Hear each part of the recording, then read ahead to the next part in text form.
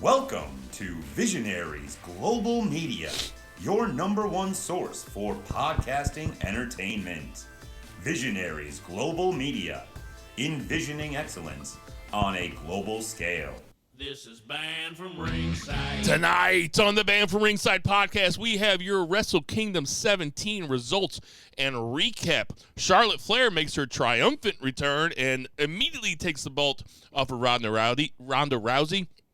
Uncle Howdy makes his appearance. I'm sorry, guys. I am dying from that shot I just took. I really can barely even talk. And we have your AEW Dynamite recap. That and a whole bunch more tonight on the Banned from Ringside podcast. This is Banned from Oh, I'm all Ringside. fucked up. Tonight on the Banned from Ringside podcast. That's an auspicious start. Sometimes you make it too easy. Too easy. Ditch that 9 to 5. It's time to feel alive. Hello, Mark. So welcome to the Banned from Ringside podcast. I am your host, Bill Vagey, a.k.a. Anthony Michael Near Fall. And sitting directly across from me, we have Jason Cornelius Bell. What's going on, JCB? You saw what I was laughing about earlier. That's good. Anthony Michael Hall, one of my favorite 80s guys. Weird Science, Breakfast Club, showing my age, but yes. God love fucking Anthony Michael Hall. Is he still alive? Yeah, he's still alive. Nigga, I don't know. I'll say he one of them 80 babies. Shit, he been doing all kinds of drugs from Breakfast Club to now. At this point, you never know. Shit, I gotta ask. I don't think it's a weird request from me to ask if Anthony Michael Hall is still alive. The music is getting ready to run out. Are you going to do your thing? Yeah.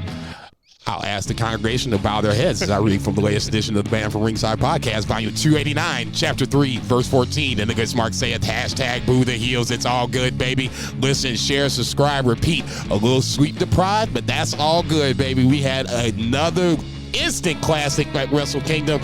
Like you said, Charlotte took the title off of Ronda Rousey. I almost think that Triple H listens to the pie because I've been asking for this, and he delivered.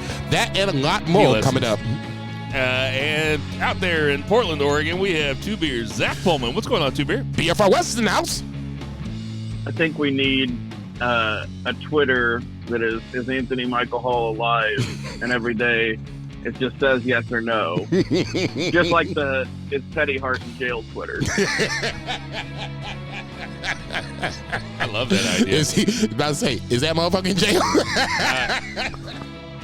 Hey, boys, I watched a lot of fucking wrestling this week. Just a lot of wrestling. Tell me about it. Not as much as Jason, I'm sure, but Hell no. a lot of wrestling. So we have a lot to talk about. We are coming at you from the chilly St. Charles, Missouri on my back patio. And my daughter, who should be in bed, is at the glass again. She is rubbing her eyes, trying to stay awake. Let's get right into it. I mean, let's start talking about this Wrestle Kingdom. Let's get to that 3 counts. This is Banned from Ringside.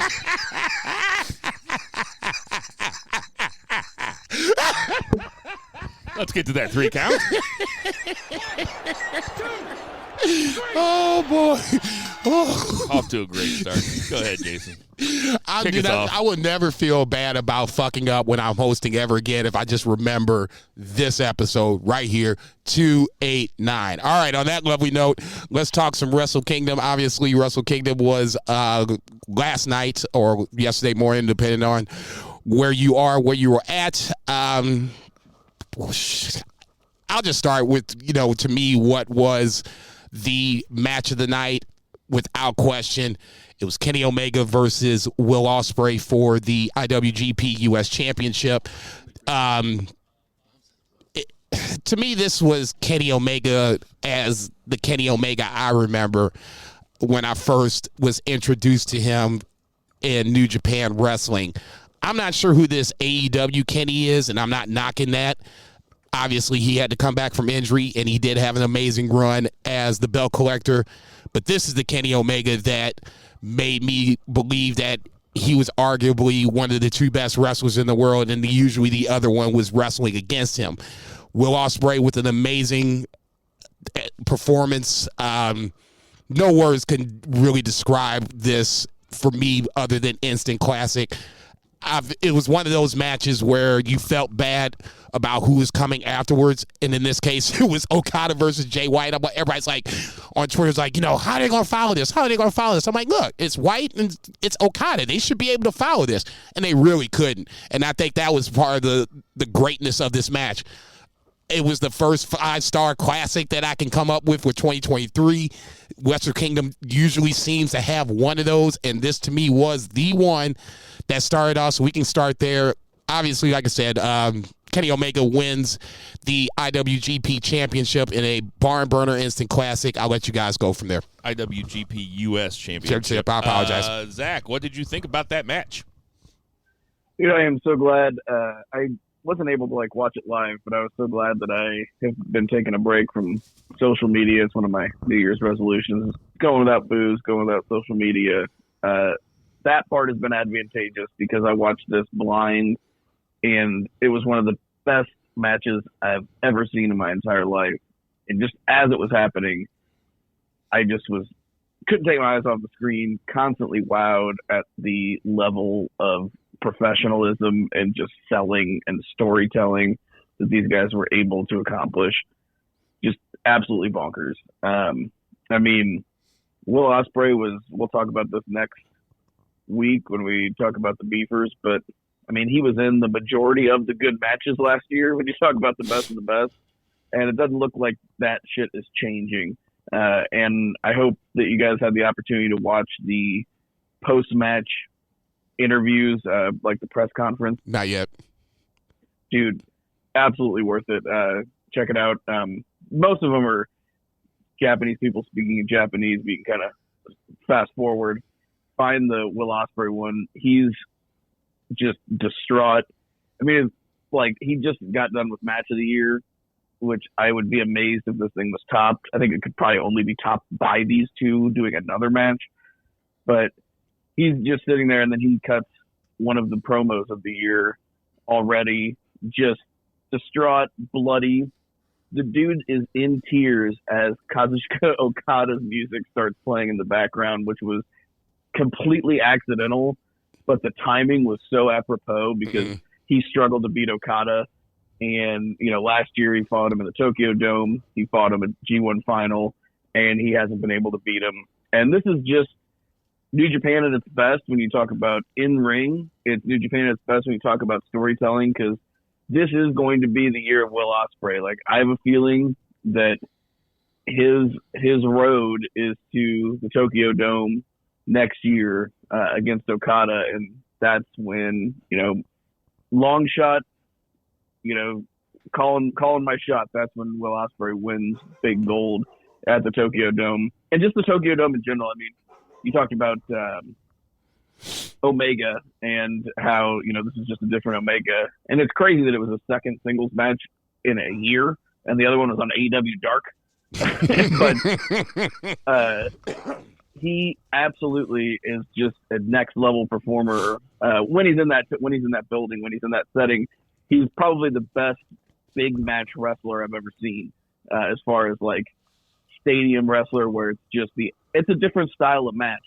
And I could gush about the thing all day, but I'll let Phil talk about it a little bit. It was just one of the best matches in history, in my opinion. One of the best I've ever seen. Match of the night would have been the match of last year. I was thinking even before. I never saw the time on it. What was it? It was a little over 30 minutes. So the first 10 minutes were pretty back and forth and mega fun. And I was like, okay, this is the match that I was expecting. And I was like, well, it's only going to turn up from here. And I kind of expected the spots and the reversals and things like that to turn up. What I didn't expect was the storytelling, the story being that Will Ospreay was essentially getting his fucking ass kicked by Kenny Omega for about 15 minutes of the match. He made a slight comeback at the end, had a couple of hope spots. One in particular kind of got me thinking, wait a minute, is this it? But they were both kicking out very tired, and that kind of continued into the next match, but we can get on that later. I didn't expect the story to be Will Ospreay was outmatched by Kenny Omega, and that was the story, that Kenny Omega is the veteran. Kenny Omega knows how to wrestle these long matches. Kenny Omega is the, I mean, he's the standard bearer, really, as far as it goes in New Japan, except for Okada, and was for many, many years. I was completely transfixed watching really watching the whole match. But once Ospreay really started getting his ass kicked, which really, isn't the most fun wrestling to watch all the time, this was fun. It was fun watching Kenny Omega beat the shit out of Will Ospreay. Shout out to Kenny Omega for smashing the hole through the table and then doing the Here's Johnny from Shining in it. But when they went back to the table and he just smashed, obviously it was a rigged table, and they just smashed Ospreay's head into the table 4 more times to bust the table open a little bit more. It was a thing of beauty. And he was already so bloody. It was just blood all over the table. Yeah. So good. And, spitting in the face of Omega right before the One-Winged Angel, and a One-Winged Angel for the books. He didn't really grandstand with Ospreay up there. He put him up there and put him down. And I love the match. I mean, it lived up to the hype. This was the one that Western audiences were looking forward to the most.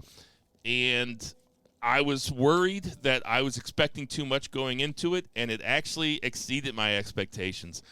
Can't say enough about this match. It was a thing of beauty, professional wrestling at its finest, and what a time to be alive. What a time to be a wrestling fan. What a time to have a wrestling podcast, guys.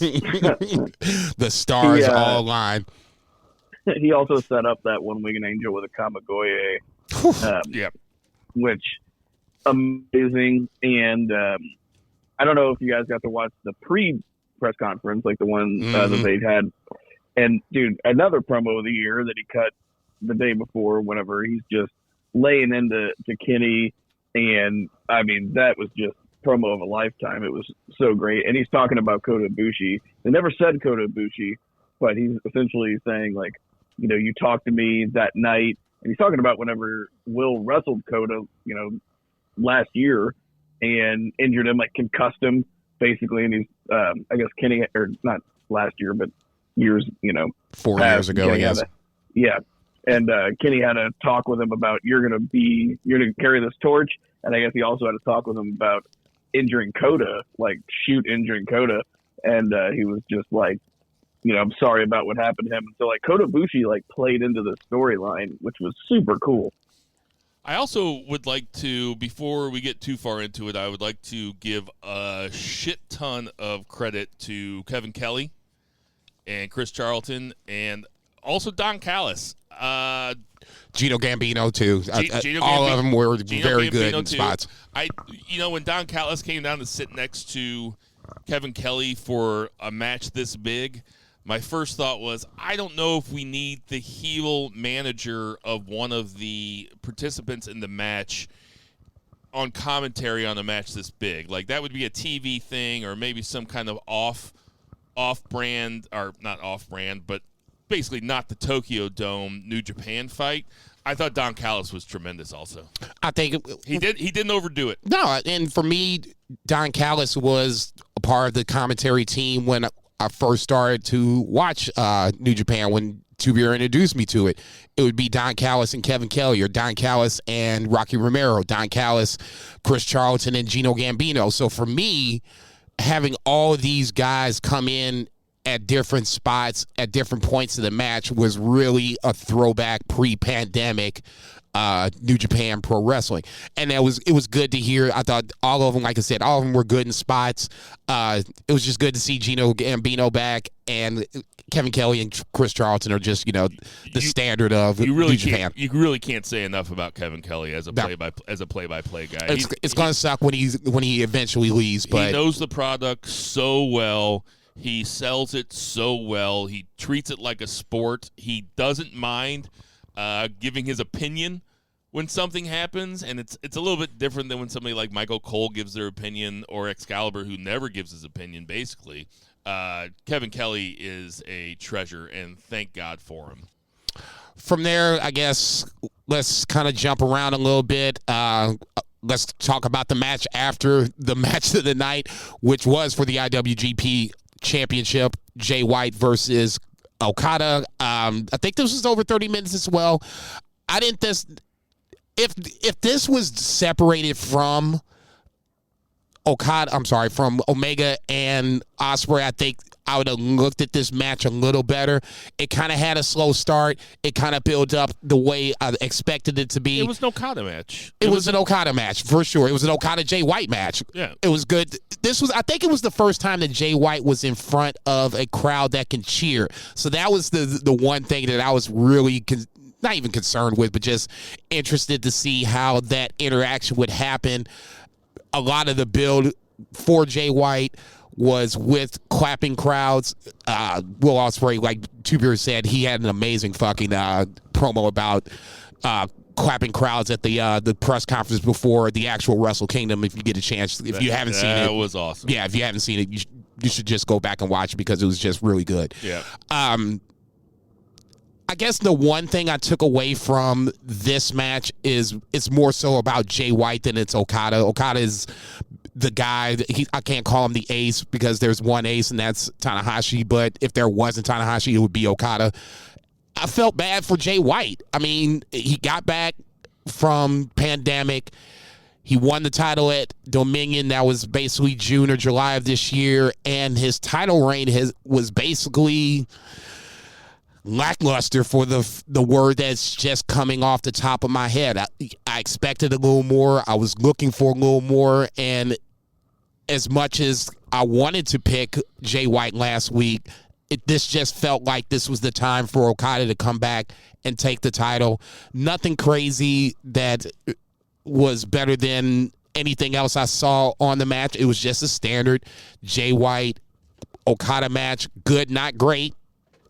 And unfortunately for Jay White fans, this was pretty much the standard quo. Kazuchika Okada wins back the IWGP Heavyweight Championship. Two Beer, what'd you think? Yeah, I mean, you basically said it. This would have been a much better match if it did not follow one of the greatest matches of all time. It's just tough. Hard place to be, man. And I thought, honestly, I was like, okay, if it's a match that could at least come close, and I was not expecting them to supersede this match. It would have taken something ridiculous that we haven't seen before for them to supersede Omega and Ospreay. But I thought if there was a chance to do it, these are the two guys that could do it. Yeah, I mean, you're used to this a lot of times, like in AEW, where, you know, they'll kind of change up the match order and they'll put something really dynamic, and then, like, they'll put, like, the women's championship match after it, and you're like, oh, Nyla Rose really got her work cut out for her, you know? But good like, luck, bitch. This is Kazuchika Okada, and Jay White is also awesome. So usually you don't have to, like, say something like that. We're like, oh, man, these dudes got their work cut out for them. But they really just did. It was still a really excellent Tokyo Dome main event. Really solid. And, I mean, couldn't have ended any other way, really. As they even mentioned on commentary, Brock Lesnar was the last Gaijin to win IWGP main event in the Tokyo Dome. Yeah, I heard that. I was like, fuck. So much for this. Yeah. I mean, who was it against? Kenny, I don't know, honestly, and it's one of those things where this is where I want to go back and start watching. Yeah, I'd like to go back and see it. Yeah, Shelton Benjamin is the genesis for this whole thing, and I want to try to watch some Shelton Benjamin matches over the weekend, because who they are in WWE, they aren't in New Japan. AJ Styles, I haven't seen him in New Japan. I want to check that out. Brock Lesnar, same way. I saw a clip of Hulk Hogan just like chain wrestling out. My head almost exploded. So, I mean, in this scenario, I think there's something to be said about when I was saying I don't know who this AEW Kenny is, but I know who this New Japan Kenny is. To me, there's something to be said about it. Whether you like New Japan or not, I just think the style is different. And when Kenny came back over this time around, it was just like old school Kenny. Like, I see the V trigger with Okada, and that V trigger is going towards the camera, and you're just like, holy shit, in that, I guess that Iron Man match or whatever, where he finally won the title off of Okada. To me, it's just different, and it's not a knock against any other promotion. It's just, it's kind of more so the reason why I love New Japan. Yeah. So, just a heads up, as far as AJ in the New Japan, his match with Shinsuke, out of control. Okay, see, you fucked up now. You're fucking up. Definitely worth checking out. Lesnar defeated Fujita and Masahiro Chono in a 3-way to win main event of the Tokyo Dome. So Chono and who? Fujita. Okay. Fair enough. But anyway, that's that. Well, what I was going to say about the Jay White Okada match is, first of all, Jason, how dare you for calling it good, not great? It was great. There should have been a match in between it. I don't know if there's that much. I don't know if it's that much to ask for. Then what makes it great? What made it stand out than any other Jay White Okada match you've ever seen? Well, I mean, what made it stand out from any other Jay White? I mean, I'm not a scholar of it. I mean, I've watched them all. I haven't rewatched them all. No, I'm just saying there's got to be something. I'll say this, that Okada has a style of match that some people, I made the mistake of getting on wrestling Twitter after I watched it, the entire thing, Wednesday morning. But there's a lot of people out there that said, well, it was good, but it's just like every other New Japan match. And it's like, well, that's not like every New Japan match. And I don't consider myself an expert on New Japan. I also don't consider myself a casual fan. Like, no. I watch every single G1 match. You watch more match. than I watch the casual more than the fan. casual fan does. And I think that they were kind of even though Okada matches kind of seem the same, where they start off slow and methodical, and then they pick up, and then the ending is just a flurry of reversals, like just genius stuff. I really loved Okada doing the Blade Runner on him. I was like, God damn. Here we go. I remember telling somebody in college when it wasn't that cool to like Rob Zombie, I was like, they were like, all his songs sound the same. I was like, yeah, but it's a pretty fucking badass song, though, isn't it? And I still feel that way about Rob Zombie. I like Okada better than Rob Zombie, but it's Okada. I mean, he's the. Sometimes I try to look at Okada, and I'm like, if I didn't come into New Japan with everybody telling me he was the best, would I be able to tell that he's the best? Which I think is a pretty fair question to ask oneself when they come in. Like, am I just liking what everybody else tells me to like? But no, I mean, Okada is that fucking good because his character is one that lays super, super, super low until he gets fucking pissed off, and then he lets out that primal scream, and then you got the Rainmaker. You know what I mean? And that's... I wouldn't call him a one-trick pony, but I will say that what he does fucking works. And the last 7 or 8 minutes of that match were as good as anything that happened in the Ospreay Omega match. The last 7 or 8 minutes of that match. Now, the rest of the match wasn't as good, but I guess I said it, so I'll stand by it. Okay, fair enough. All right. I mean, does that make sense though? Like the reversals, the reversal sequences that Okada choreographs, you think you're gonna see something that you've seen before, and it was something I can't remember that reversal sequence that they kept doing and it's always a reversal with the Rainmaker. But man, he just finds a way to do it every time. You're like, oh shit, and it was fucking badass. I felt bad for them going after also. Jay White, I don't necessarily feel bad for. Jay White came out of 2 Wrestle Kingdoms ago pretty fucking hot. He came out of last Wrestle Kingdom hot as fuck. He was the hottest wrestler. And then he just cooled down. There just wasn't enough going into this match. And it might have had something to do with Okada kind of taking the G1 Maybe title championship and just hiding it under his bed and saying, I'm not defending this until Wrestle Kingdom, because that was fucking 6 months ago or 5 months ago, and there was nothing to keep our appetites whetted going forward the entire time. So, I mean, no, that's totally fair. I never thought of that, and that's a totally fair assessment, especially when guys that have won the G1 beforehand had at least one match. They if always not a have to second defend match it one time, yes, to get us from point A to point B. So in that scenario, I can't say I disagree with you. I'll just throw out the word Jonah, and I think maybe that might have been in play where Jonah was going to be the end game, where you had both guys winning a match, and then ultimately Okada wins the title, and you bring Jonah out, and you have their tiebreaker match or whatever the case may be. But honestly, I never thought about Okada not defending the right to Wrestle Kingdom or whatever. It might have cooled it off a little bit. Maybe. I'm not saying it did or it didn't. It might have. It might have. It's not like I have a podcast and I'm here to have an opinion. I'm just saying it might have. From there, sorry, Jason, go ahead. Let's just jump to the top then.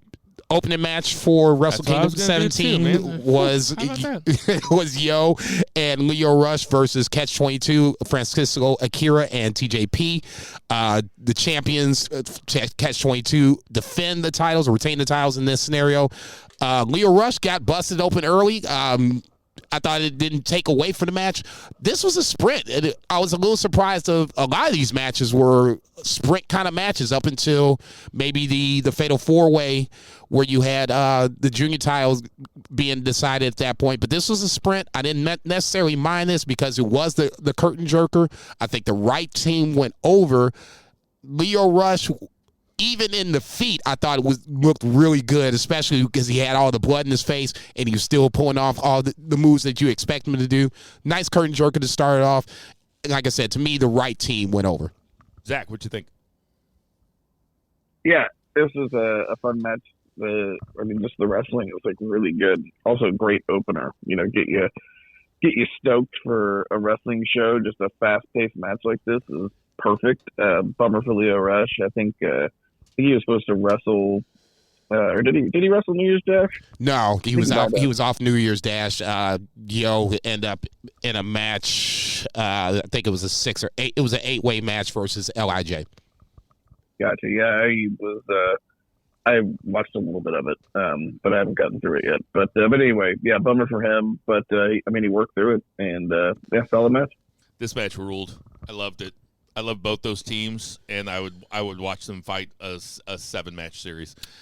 This was totally fun, and it started off with Leo Rush doing a not a suicide dive, but he went over the rope. I can't remember the fucking name of it. You know what I mean.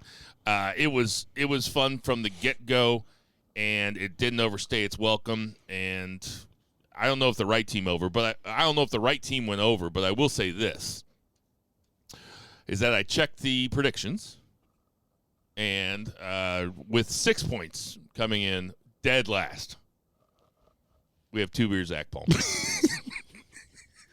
You doing that man like that? I demand a recount. Right? We're going to trump this shit. Just a really bad. Where's this shit at? Bring out the tape. Coming in second place with 8 points, we have Jason Cornelius Bell. He had 8 points. And coming in with 11 points with a perfectly predicted Wrestle Kingdom. Oh, you got the... I had Hiromu. No, you're Hiromu, yeah. With your boy. Was your boy. William Joseph Vegas with 11 points. That's my first perfect pay-per-view of all time, and I will take a bow. Thank you very much. I picked everybody correctly. If this is going to be a Only took trend, 5 years. if this is going to be a trend, we're going to be in for a long 2023. I'll tell you this much. Shit. I might not get a prediction wrong all year. This motherfucker talking crazy Guys, shit. come on. I'm always last in predictions. Just No, come on. do your. I am not stopping you from doing your victory a lap. little bit. I I am not- never win. Did I say anything to stop you from your victory lap? I got out the way, motherfucker. Okay. I tell you what, I thought when I looked at it today and I was like, holy shit, I went perfect. And then I looked at it and I thought, man, they booked this wrong.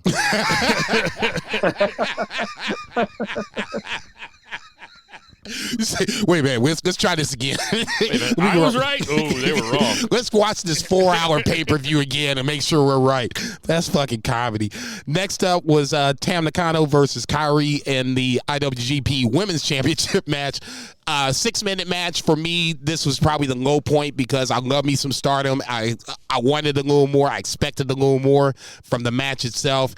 It wasn't long enough for me personally, but it really wasn't about the match. It was what was happening after the match. Obviously, if you haven't been paying attention, Sasha Banks, a.k.a. Mercedes Moné, made her debut in New Japan, took out Kairi, and challenged her for the IWGP Women's Championship at Battle of the Valley in February. I'm not sure what the date is. The 18th. Okay, the two biggest things that I see a lot of criticism about this, I guess not even the match itself. It was obviously more so about Sasha / Mercedes. It was not good. It was a sprint. It was. I'm sorry. I just watched way too much Stardom. I expected way much more, and that's going to be a problem moving forward. And we'll talk about that at a later date. For me, the two things I take away from the Mercedes Moné appearance. Number one, you can obviously tell there's a lot of casual WWE fans that took their time to watch this spot, if not watch the whole thing. When Mercedes comes out, or Chris Jericho comes out, or Kenny Omega comes out, the Japanese crowd isn't going to go apeshit like the American crowd does. If you get that's the equivalent of holy shit in America, okay?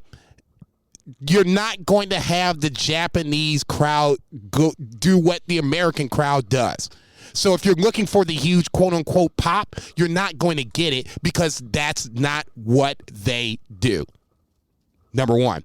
Number two, the botch that people are coming back to. So I actually saw what they were supposed to do, and this is not necessarily on either or. If you want to put blame on somebody, it's going to have to be on Kairi because the spot is supposed to be her coming from the back, getting on her feet, and then taking the DDT. She just did it all in one move, and that's why it looked bad. Okay? That, to me, is the two biggest things that I take away post-match. The match itself, not good. It's 6 minutes. That's not enough. If you're going to build up the IWGP Women's Championship, it has to be more than 6 minutes. Number one. Number two, the spot that everybody's talking about, give me a fucking break, people. If you saw it in training and then saw it physically being done, you could tell who it was on. If you want to hate Sasha, but don't hate her because somebody else fucked it up. What you think, Zach? I was looking forward to this because it's been built up. And I was also looking forward to the match because both of these women are fantastic wrestlers. 6 minutes was underwhelming. I was bummed. I definitely have the same sentiments that Jason does. And, we knew that it was about this face-off. Sasha was going to come out, or Mercedes was going to come out and get in Kairi's face. But I'll tell you what, Sasha looked great. Like, the whole, kimono get up, like her ring gear, all that stuff. Looked great. But she's never been a strong promo. She's just much better in the ring than she is on the mic. And this kind of, WWE style, the cadence of her speech, and it was just kind of like a fart in the wind. And then the botch didn't help. So I'm looking forward to seeing her wrestle. But I mean, this was like supposed to be kind of this like huge moment, and it just wasn't. And I understand the crowd reaction too.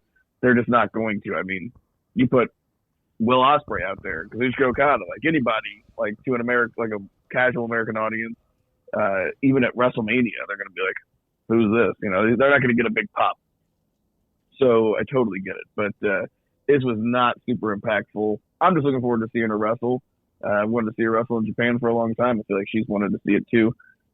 But yeah, I don't know. What did you think? To speak to Jason's point about the Japanese audience, it's really hard for casual American audiences to maybe to understand that even though the wrestling overall, I mean, it looks the same. It's two people pretend fighting in a ring and selling and doing moves and playing it up and playing characters and stuff. To a Japanese audience, it's because of cultural differences, they view it as theater. So, you know, we view this theater too, but we are ugly Americans, and our theater is you fucked up, fight forever, or whatever, you know? Like, their theater is much more respectful. And I don't think that I'm saying anything uglyish American here. It's just not going to look the same. I think that Mercedes Moné knew what to expect. Apparently, there are old interviews with her where she always said that her dream was wrestling in Mexico and wrestling in Japan. She knows what she's doing, and she knows what she's getting into. So if the pop wasn't big enough for you, you know, just I'm not gonna shame anybody for not watching enough New Japan and not getting it. All I'm saying is, you know, watch some more, and it will probably make more sense to you. What I would like to talk about is what's more significant here to me is in this new era of the world that we're living in, not just wrestling era, but, you know, where you can see anything at any time, where everything's on Twitter, where they're basically kayfabe is dead and there are no surprises anymore. You know, Kevin Kelly even said on the broadcast, I think this is the least the worst kept secret. Whatever. What's more amazing is that Sasha Banks is wrestling in New Japan. That is astounding, really. Like, if you would have grabbed us 3 years ago while we were doing this podcast and said, hey, in 3 years, Sasha Banks is going to show up at Wrestle Kingdom in the Tokyo Dome on January 4th in 2022 and challenge... Shit. And challenge... it happens, man. It's like 5 days in. and challenge Kyrie, our heads would have blown off. So, we should really... You know, I say this, and maybe this is age, and maybe this, you know, like I said, Joey O'Farrell told me that I sound like an old grandmother the other day when I was bitching about, or when I was talking about how the match between Cody and Dustin was too bloody. Maybe I do sound like an old person here, but maybe we should just sit back for a second, and instead of criticizing a botch or, you know, being like, well, nobody saw it or nobody cares or whatever, maybe we should just, for us as New Japan fans or for people as wrestling fans, just really, like, kind of sit back in the moment and be like, wow, what a fucking world we live in where Sasha Banks showed up at Wrestle Kingdom in this huge moment. I mean, really, it's whatever you can say about it, it's a huge moment in her career. For sure. And I mean, I'm stoked about it. If she has, yeah, and I wasn't talking about you, but I mean, if she has her eyes on something bigger than wrestling over the next 10 years, if she has a career path where she wants to be a movie star or wants to, you know, getting out there and going to Japan and becoming a big deal in Japan or wrestling a couple matches in Japan can only help her. Amen.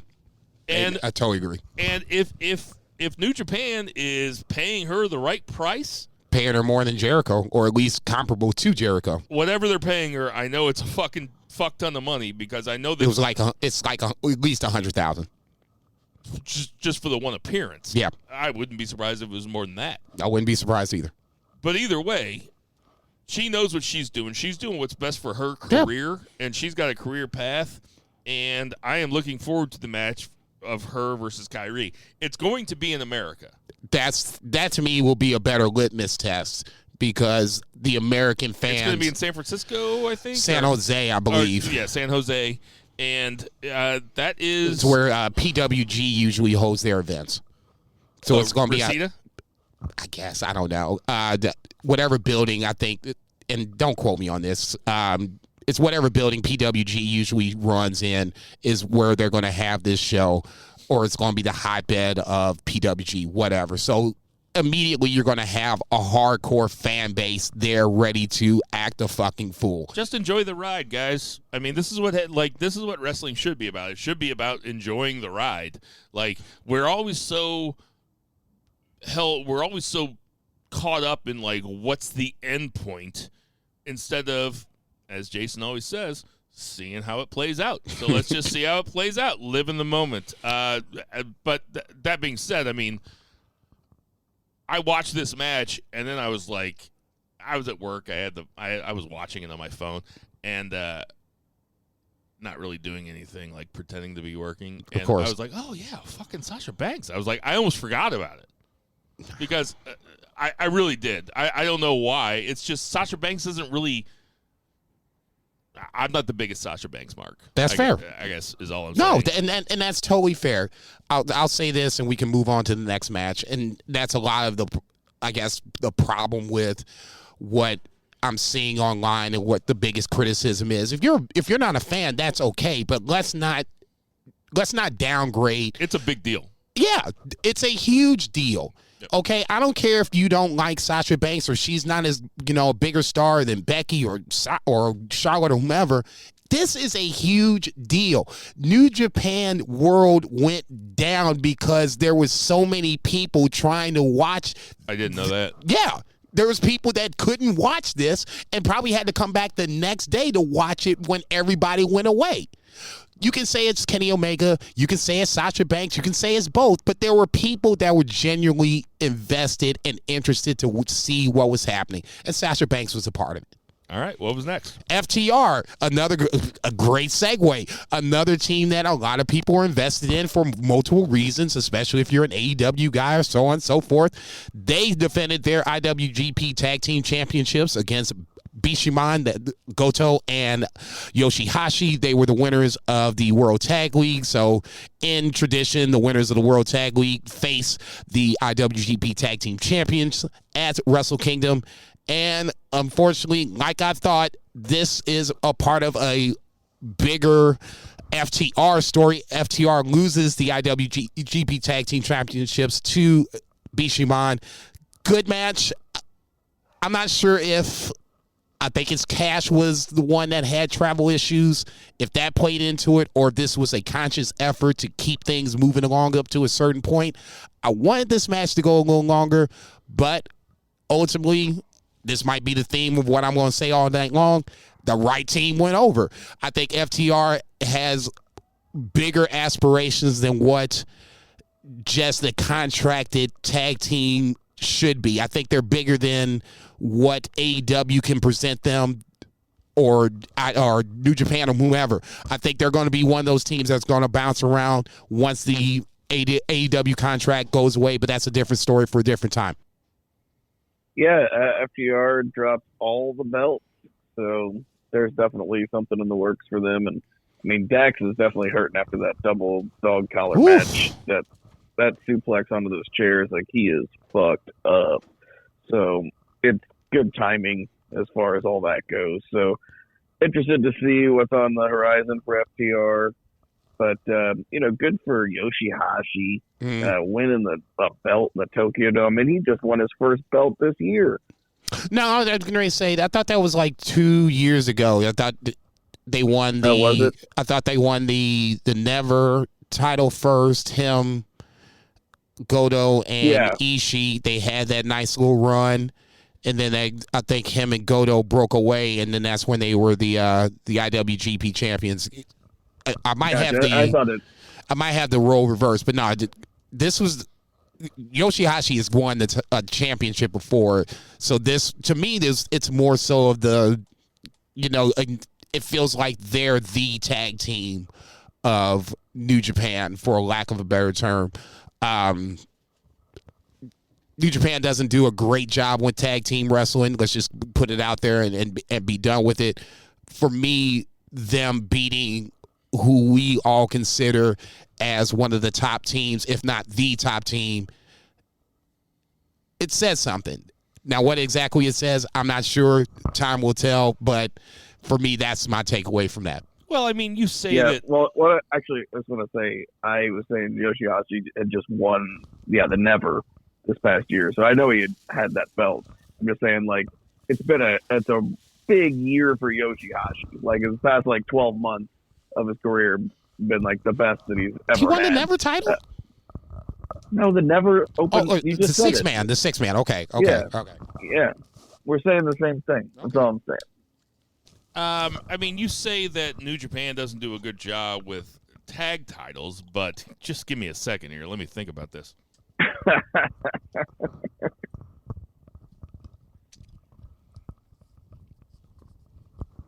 They do have two huge tournaments each year, So filled with tons of Yeah, that nobody tag teams. watches. Nobody watches that shit. I was getting ready. You stole my thunder. I'm pretty much, and I took the last two off because I think once I found out that Lij got bounced by House of Torture, I'm like, I'm not watching that, and I'm not watching the rest of it. So I'm legitimately watched them all from start to finish up until the last two nights. Zach didn't watch any of it. You watched bits and pieces of it. I watch a lot of it. Okay, but that's not my point. My point is that collectively, we all basically were not nearly as excited as we were about G1 or Best of Super Juniors. Let's just put that out there. Yeah, let me finish. I said they have these two huge tournaments filled with people that aren't tag teams. Motherfucker. Okay, Listen, that's what I'm saying. I'm happy for Goto and Yoshihashi. I am. Once Kevin Kelly said the road that Cash Wheeler had to take to the Tokyo Dome, which is 2 canceled flights, and then he had to take a 7-hour drive. I wish he wouldn't have said that, because when I was watching him, I was like, oh, man, he does look tired. Like, he does not look like he's giving it his all. The match didn't last very long. It wasn't a spectacular match. It was a fine match. I think that they gave it their all. I thought that the big rigs looked good, and I thought that all the moves looked good. I'm glad that Yoshihashi and Goto went over because I picked them. This motherfucker here. Next up was I think that we could go back a couple weeks, maybe like 5 weeks ago, and I was like, listen, they can't lose all their belts at once, but they're going to lose all their belts soon. And I think that I proved myself right there. oh my God. Okay. There's a trend. There's not a trend. No, there's not a trend. No, there's not. This is where I'm going to stop you. This is where I'm going to stop you. No, this is where I'm going to stop you. There's a trend. No, when I said like 2 or 3 weeks ago that this was a possibility, I wish there was a video camera on your face looking at me when I said this. It was like I took Edna May and I absconded with her for like 2 days. Oh just my didn't God. tell her what. Didn't Say where I was going. Didn't tell you what I was doing. I just snatched her up and walked away. I trust you, so I would have been like, okay, 2 free days. You got the diapers, motherfucker? Make sure you got that Decidin. Make sure you got that Decidin for a butthole. But my point is this. You didn't think that this was going to happen until we started to get closer and closer, and then they started to drop titles. A month ago, if I'd have told you this was going to happen, you'd have looked at me crazy. So let's not sit up here and act like you knew this was going to happen. Are you trying to say don't get it twisted? Don't get it twisted. Okay, what was next? Ren Narita versus Zack Sabre Jr. for the World Television Championship, the first World Television Championship. 15-minute match. Zack Sabre Jr., God bless this dude. It was literally like, I'm like, okay, this is going to go the 15-minute time limit or close to it. And the next thing you know, I look up and Ren Narita gives up the arm and Zack Sabre Jr. taps him out in classic Zack Sabre Jr. fashion. Just over, I think, 12 minutes. Right person went over. I think Ren Narita looked good. Oh, yeah. in this scenario. For this scenario, for him to come out in this Wrestle Kingdom for this match with a title on the line, right in the middle of the card, Ren Narita did not do him. Ren Narita did him all kinds of justice. Better choice of words. Post match was TMDK, Shane Haste and Mikey Nichols come out, and I was thinking to myself, is this getting ready to happen? I thought that one of the two were going to challenge Zack Sabre Jr. Didn't know this. In Noah, they were a trio at one point. So fast forward, that's why probably Zack Sabre Jr. is matched with now Shane Haste and Mikey Nichols. He joins TMDK post-match, so something to look forward to moving forward. And flash forward to the next night at New Year's Dash, they grabbed a young lion who Fujita. Okay. And so, yeah. This match, to me, was really fucking good. I'm a Zack Sabre Jr. head, though. Like, I think that he's the shit. And I would like him to have the big belt one day. I would love to see him fight. Shit, first things first. This is his first singles title in New Japan. I know. All the old criticisms of him can't be said anymore. The criticism that I had of him a long time ago was that he's too skinny. He has put on some weight, and he does not look fat or weirdly tall fat, because he is a tall, lanky motherfucker. Drink of water. He's a lanky motherfucker. The thing that I loved about this match was the finish, and I've said this before about Zack Sabre Jr. matches, is that when he taps somebody out, they tap out immediately. There's no struggle. There's no selling. There's no, I'm trying to get to the ropes. It's like, no. You better tap him or take this shit. And whatever I have of your arm, your leg, your knee, you better tap him or take it with you. And that, what did Charlton say during the G1? He said that Zack Sabre Jr. only applies every 6 move, seconds. and then he moves to the next one, and then moves to the next one. If he doesn't tap him out within 6 seconds, he moves to the next one. And this one, Edgar Ren Narita tapped out within less than a second, probably. As soon as he got that arm, he was just like, okay, tap. It's just something that you don't really see in pro wrestling very often, which is why it's so refreshing when you see it. Which is probably goes back to people's criticisms of Kazuchika Okada, is that when he has a big match, when he's going to have a 30-minute match, for a title or something, it ends up being the same type of match. Sabre Jr. he does stuff that you don't see very often in a pro wrestling ring, and that's why he's so much fun to watch. What'd you think of it, Zach? Yeah, it was really good. I had gone in with the prediction of Ren Narita because I just thought it was cool. I thought it would have been cool. And then Zach came out with that fucking hair, and I was like, oh, man, my prediction is fucked. Look like Iceman. Yeah. But yeah, you're right. He's put on some muscle. He's a tall shot of wheatgrass. This veganness. And he speaks Japanese now. I think that's a huge thing that a lot of people kind of overlook. He's probably been there forever. But he didn't really speak the language until like really recently, like within the last couple of years is when in post match promos or whatever, backstage or in the ring. He's one of my 3 favorite current wrestlers. No problem with that. Yeah. Sorry, Zubair, go ahead. Where's his rank in people named Zach? He's in my top 2. Okay, cool. That was a veteran move right there. That was literally a veteran married man move. It's just kind of like, no, I'm not gonna go in straight away. I'm just gonna sidestep this shit. Funny thing is like I'm not the other one. Yeah, that's right. Yeah. Zach Morris. It's like when fictional character, right? And you remember? I mean, I know CM Punk is persona non grata these days, but it was so funny when he came out talking shit about Eddie Kingston. He goes, "He's the 3rd best Eddie I've been in the ring with. He's the 2nd best Kingston." I'm like Kofi somewhere like, that's right, motherfucker. Up next, we had the Stone Cold Lead Pipe lock of the week, which we all had, which was Tama Tonga versus Carl Anderson, Machine Gun Carl Anderson. Zach, what did you think about this match? I mean, it was fine. It was, I think the whole thing was kind of spoiled by just the terrible finish. It was absolutely botched this gun stun, and Carl Anderson sold it, and then they still went to the finish. It was just kind of a mess. But other than that, I mean, it was good. Carl Anderson he had his working shoes on. He wasn't out there doing anything crazy. But Tama Tonga was really good. They had a totally solid match until the end. My biggest problem with this is the fact that we took the title off of Tama Tonga to begin with. To me, it's just a long ass circle just to get back to square one again.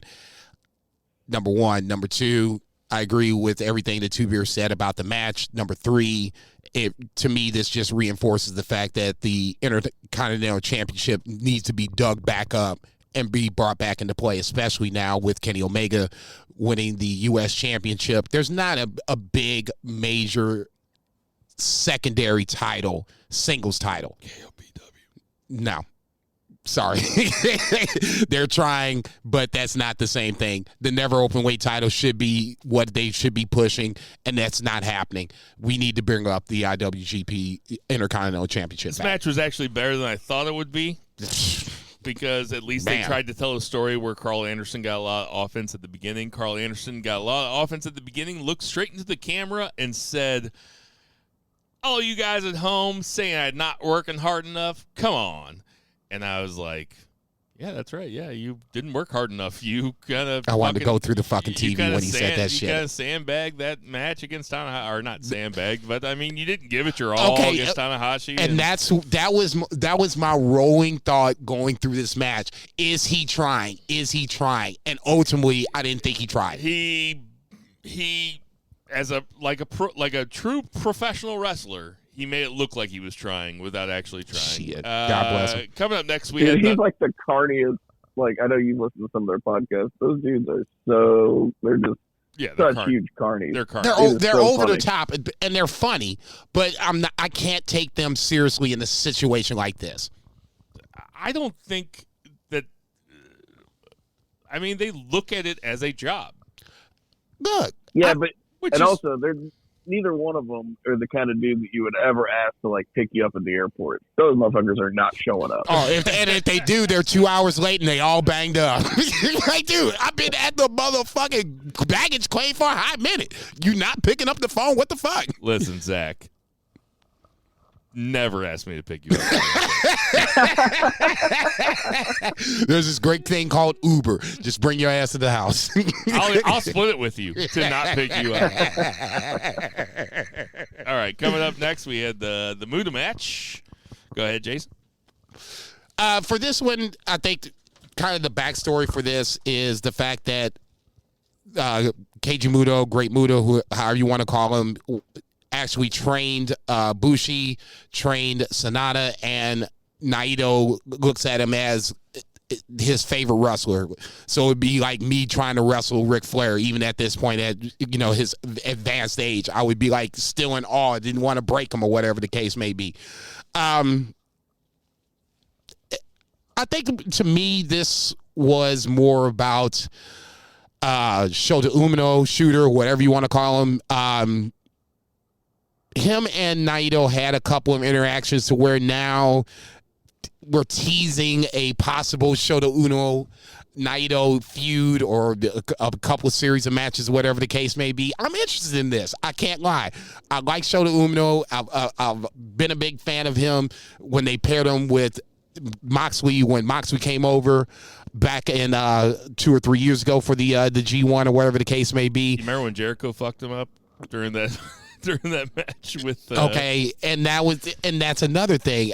He has I guess a weaved fabric of a storyline because his dad is basically the big referee or whatever. When big matches come out, Red Shoes is out there. When Zack Sabre Jr. put him down or whatever, Red Shoes, Chris Charlton is a dog on a bone about this. He contends that Red Shoes stopped. It wasn't Will. It was Will Ospreay, not Zack Sabre Jr. Will Ospreay was laying the hammer down on Shota Umino. Red Shoes was the referee, and Chris Charlton claims that he stopped that match early because that was his son. So you have all these, little storylines coming into this match, and now you're going to put him against arguably one of the guys that could put him over in Naito. So for me, the right team went over. Yes, Keiji Muto needs to go over. No problem with that. But to me, the underlying storyline is Shota Umino versus Naito going forward. Zach. Yeah, I'll agree with Jason as far as that. I'm looking forward to Shooter's push. He's definitely getting one, looking like a mini Tanahashi out there. But yeah, I mean, Keiji Muto, he can't move anymore. He's just he can spit mist and stuff, and he's on his farewell tour. So it was a good way to get Naito and Tanahashi on the show without neither one of them were in singles matches. So. At the risk of losing all of my wrestling podcaster bona fides, I really don't have a relationship with Great Muta. I remember him being in WCW a long, long time ago.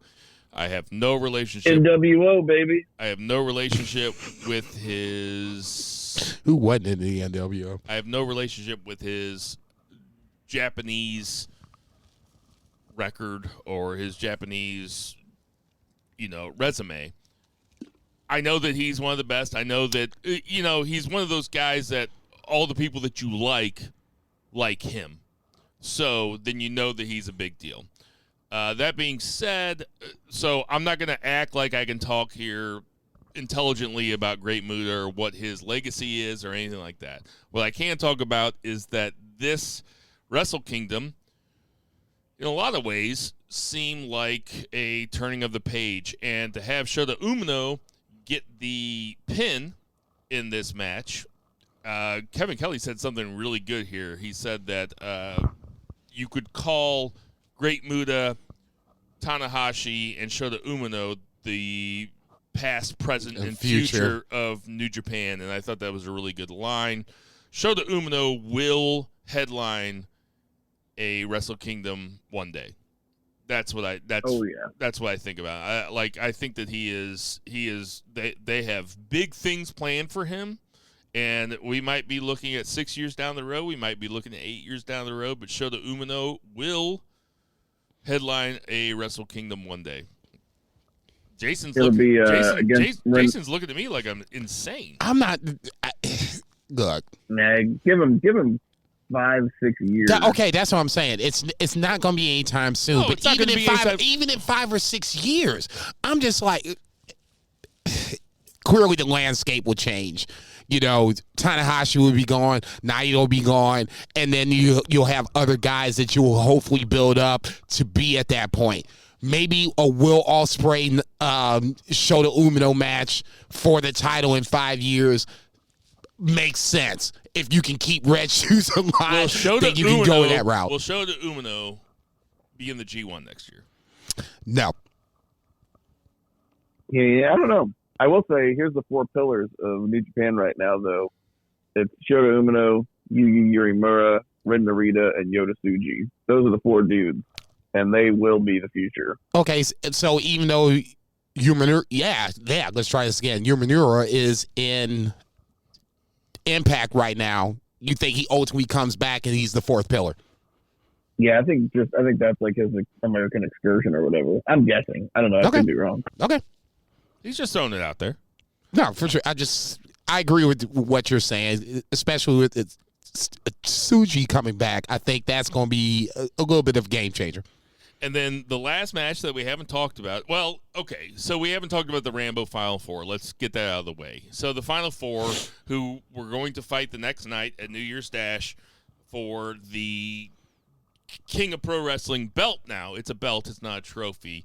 They ended up being Shingo, Yano, Sho, and Great-O-Khan. Shingo ends up going over. Shingo also came out to challenge Kazuchika Okada after the match and said, I'll bring my King of Pro Wrestling, I'll bring my KOW belt with me. It looks like that is Okada.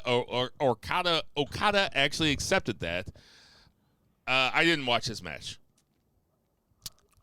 The Rambo, it was fine. I didn't watch the Rambo. No, it is what it is. I mean, for me, it's just Were you surprised to see Shingo take it again? Nah, not really. It kind of seems like he's above it, right? Yeah, now I've said that for a long time. Put it on show. Show apparently his contract might be coming up, so that might be an issue going forward. Yo's contract's coming up. It feels like he's staying, show's going, so that might be something to be said. Ultimately, I think this is more about Shingo probably not beating Okada, but establishing the KOPW title as not necessarily the comedy title for a little bit. It's going to go back to Yano. We all know this. Fuck Yano, by the way. But ultimately, for a little bit, Unprofessional bullshit. it's going to be about Shingo establishing it as something that's not necessarily a comedy title. That's just my thought. Zach?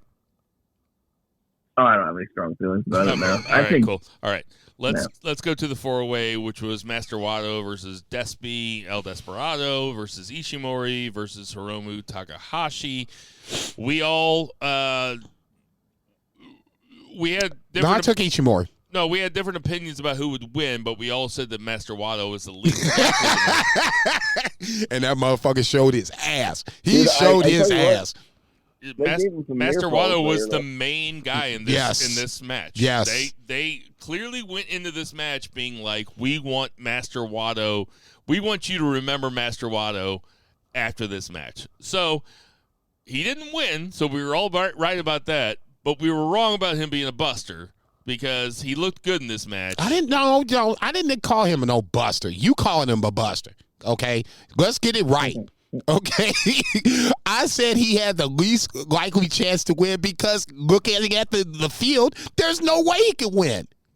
AKA Buster. No, no. I think I can use my words at this point.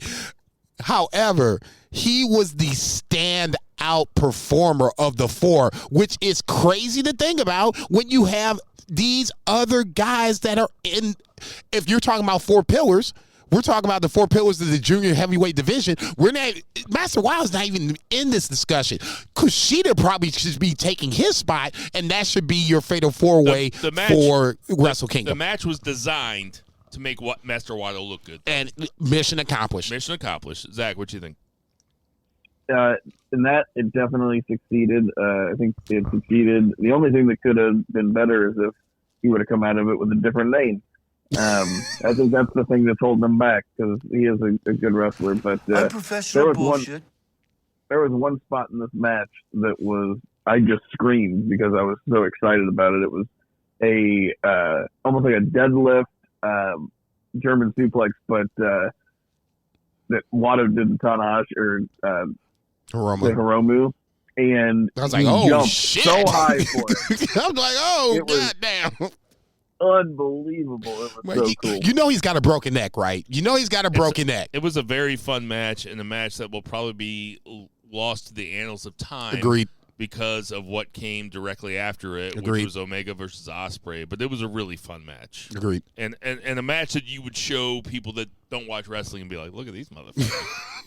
What do you think about? Hey, what do you think about these guys? I say, watch him jump over this top rope. You know it's 12 feet, you right? Think these guys are cool? And they'll be like, who's that guy in the blue? And you're like, no, I don't want to say. He's a buster. I don't want to say his name. So I want you to give me a grade for this Wrestle Kingdom say this shit. Compared against other Wrestle Kingdoms. Not compared against Extreme Rules or some shit. Compared against other Wrestle Kingdoms. This is my 5th Wrestle Kingdom that I've watched, I Agreed, think. yeah. While it's been my 4th Wrestle Kingdom that I've watched while it's happened. Like I've gone back and watched matches out of other ones. It's a B+. Maybe an A-. I don't know. There wasn't. You know what? No, fuck that. I'll give it an A-. Go ahead, Two Beer. My inclination was towards an A-, and I mean Kenny and Ospreay are like bolstering a lot of that. But it's just because I feel like the top of the card, very, very good. The undercard, there's like some hit or miss stuff, but the top of the top was the cream of the crop. So, What was the miss, though? I don't think there was really a miss. The women's match. Okay. yeah, the women's match, and I mean, like on paper, the tag match seemed much better than That's fair. it actually ended up being. I was about to say, Jesus, they drug Cash Will over to make sure they can make this appearance. So I'm not going to knock it against this. B was the letter I was coming with. I'll go B plus. Let's get to that 2 count. The fuck, man? Don't ask me no shit. 2 beer. What's the 2 count? This should be good.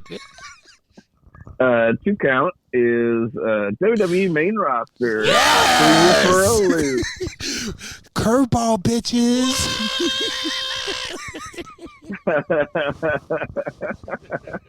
It's a total change up. So What the fuck? This motherfucker never saw it coming. Wow. What did the right hand say This to the your face? boy? This your boy? You both getting it. Go ahead, GB. I'm done. out of nowhere, like an RKO. So first things first, before we get to SmackDown and Raw, Vince McMahon, Yes. story in the Wall Street Yes. Journal. Vinnie Mac. Oh, Vinnie Mac. When are you coming back? Come on, tell me. When is he coming back, Two Beer?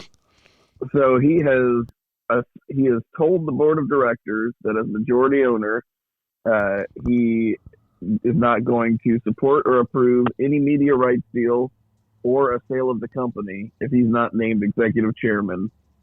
And he's coming back as the chairman of the board of directors with George Barrios and Michelle Wilson, whom he fired Right. not that long ago.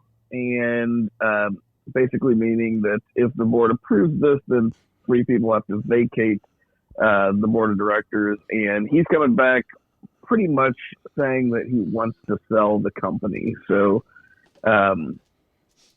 it is absolutely wild. They basically said that they don't want to, the board has stated that they don't want him back unless he, agrees to stay out until the government investigations are done. He's like, nah. And Fuck your couch, man. Wait, this is my couch. Fuck my couch. Fuck your couch. No, it ain't your couch. This is my couch. Fuck my couch. they also said that they wanted, they asked about his commitment to repay any of those company expenses for the hush money payments. And he's like, well, I'll pay anything reasonable that wasn't covered by insurance. Anyway, stock is up because people think that the stock market thinks that WWE is going to sell, but I think it is likely that they sell anyway. You have been really we've been doing this damn near 5 years. For like 3 of the years, you've been talking about WWE selling to someone outside. Who do you think they sell to? For a while, I thought Disney. But I really think it is because Disney was buying everything, right? They were buying Star Wars and Marvel and all that stuff. I really think it makes the most sense for like NBC Universal because, dude, they've given them $1 billion over 5 years for just the Peacock thing, and then they also pay them like almost $400 million, for just for Raw, just for one show for USA Network. So like. They should, they could just buy it for a few billion, and then it's almost like a value. Here's my coupon. Yeah, it's like they're going to Costco. What's this, $1 million coupon? I guess we can add this to this $1 billion bill over here. But yeah, it's pretty nuts. And that just came out in Wall Street Journal today. So I only read that article. I'm on social media or anything, so I haven't seen anything else. So. I don't know what people are saying. I'll just say this. I haven't read the article, but I did see it on Friends of BFR on Facebook, by the way. If that happens, it just feels like this is going to be all shit behind the scenes that is going to stop whatever positive momentum they had. Well, they have. Yeah. I guess better choice of words. Well, yeah. Okay. Yes. I'm not going to sit here and say that if Vince comes in tomorrow, if I wake up tomorrow morning and Vince takes over, it's not like I'm going to not watch WWE, but it's going to change a lot of the shit that we've just seen. It will be funny to watch it start sucking it again. You know, that was really, the Go which ahead. really makes you think about like all these people that were defending WWE for all those years when Vince was in charge, and then Triple H gets in charge, and then they're still defending WWE. It's like, wait a minute. So you guys understand that it's better now? So do you guys understand that you've been wrong for the last how many years? No, there are people that liked it better under the Vince regime, and that is what it is. Vince regime is sports entertainment. I think Triple H does a little bit of both, where it is sports entertainment. Dexter Lumis is sports entertainment. Yeah. But he does, He's also not over. But he gives you wrestling as well. Chad Gable versus fill in the blank. Okay, let's get away from the backstage stuff. Let's talk about the 2 count. Well, it's WWE, so I think that is a legitimate thing to talk about. It's worth talking about, but you want to talk about in ring? It's so new that I only saw it when I was taking a shit right before you came over. So I have no opinions about it except for to laugh at it. You watched Succession, right? Yes. Does this not feel like TV? Okay? Does this not feel like an episode or at least a series or a season of Succession? Triple H is definitely way smarter than Kendall Roy. That's all I'm saying. To me, that's the intrigue behind it, because we're literally, and to be here, we can talk about in the ring in 30 seconds. It's literally we watch Vince get ousted. We're all high-fiving, and as now the smoke is starting to settle, it's like, what? He's coming back? What the fuck you mean he coming back? That's the intrigue behind it, because we're literally just watching Triple H erase some of the problems that he had, and now you're going to tell me. Now you got me started on Succession, which makes me want to talk about Succession, which is not only the best drama on TV, it's the best comedy on TV. All right, let's go. Go ahead, Tibir. So we can talk about something that Bill definitely has an opinion about, which is Bray Wyatt opened SmackDown, and his entrance is amazing, and that's really the nicest thing I can say about anything going on with Bray Wyatt or anyone around him. So his entrance is really good. Okay, let's put it on the table. So Uncle Howie comes out and attacks Bray Wyatt versus attacking LA Knight. This is the problem. I get you want to be intriguing, you want to keep us on our toes, but it doesn't make sense. It feels like Uncle Howie was the hype man for Bray Wyatt. Don't fuck with Bray. This is what happens when you fuck with Bray. But now you're going to have Uncle Howie take out Bray Wyatt. Howdy. I don't give a fuck what his name is. I'm just saying, his name is Howdy. Howdy, Howie. I don't give a rat's ass. Okay? I get Bray Wyatt is that guy. He's come back. People want him to come back. Blah, blah, blah, blah, blah. We're not connecting dots. Okay? There's a problem. The Alexa Bliss thing on Raw makes sense. This makes no kind of sense, because it's always like, here's some breadcrumbs, but there's nothing left. Here's some breadcrumbs, but there's nothing left. We're not connecting dots at any point on SmackDown. Raw makes sense. SmackDown doesn't. I'm of two minds on this with the Uncle Howdy thing. Like, finally something is happening. True. And they're trying to tell a story from week to week. So finally something is happening where there's a guy named Uncle Howdy that comes out and he stands there. I thought that it was better that Uncle Howdy put down Bray Wyatt. That's certainly more interesting than him taking out LA Knight. LA Knight not acting amused by this, but acting scared by it, was definitely the right way to go. Then why? If you're I that think- damn scared, then why you standing in the ring? Go ahead, Tubier. He's straight up said, he's like, what is going on? Right. Like, you just hear him. It was This so funny. motherfucker's taking his slow ass time down the ring like the Undertaker, and you standing in the ring. So like Get I the said, fuck outta like here. I said, I'm of two minds of this because we asked for long-term storytelling. This is long-term Agreed. storytelling. It's just too I slow. would like long-term storytelling with some wrestling mixed in. Like maybe Bray Wyatt could wrestle. Well, That would be well, and he's fighting LA Knight at Royal Rumble. That is in the in a pitch pitch black match. dark match. Okay. A Mountain Dew pitch Black black dark match. He's fighting You're him. saying it. It makes me feel like we're living in idiocracy. You're just saying it. Yeah, it's a Mountain Dew pitch black match, which it's not going to be pitch black. There's going to be spotlights going on all over the place because that's what happened with Uncle Howdy out there. I am. Listen, I'm not intrigued by this No. at all. No. Now, if it shows up when I'm watching SmackDown, I'll be like, well, I'm not going to fast forward through this part. No, this is Royal Rumble, baby. No, I'm saying when I watched SmackDown the other night. Okay. When I watched or Saturday Day or whenever I watched it, Whatever. Doesn't matter. I was like, okay, Bray Wyatt's out. I'm not going to fast forward through it because Yeah. I want to see what Yeah. happens. And also, I think that LA Knight is a fucking star. And I like LA Knight. I do too. But Don't roll your eyes at no, that. it's just and I that's good. don't think there's anything for him past this. I think they're using him for Bray Wyatt and nothing more. We've talked about this. I don't care who Uncle Howdy is. If they come out and say it's Bo Dallas, which is probably who it is, that's fine.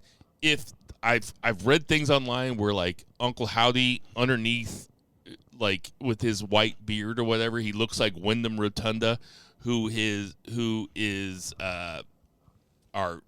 not Wyndham Rotunda, like Barry Windham, who Bray Wyatt is named after because his real first name is Wyndham Rotunda, and he was named after his dad's tag team partner, Barry Windham.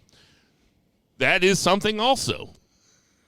All that being said, listen, guys, I'm watching wrestling because I like to watch wrestling. Like, let's watch some wrestling. So I'm intrigued, but at the same time, I don't care if I see it. I can just read about it the next day and just tell me who the fuck it is. Go ahead, Doobie. We got the more awesome bloodline stuff. This time it was Sammy and Heyman in the back. Basically, the layer here is, they're preparing for their tag team match in the main event against Cena and KO, but he's not really allowed to see Reigns just yet. Reigns is a little pissed because people are chanting Sammy, Sammy whenever Reigns is out there with the bloodline. So fun layers here.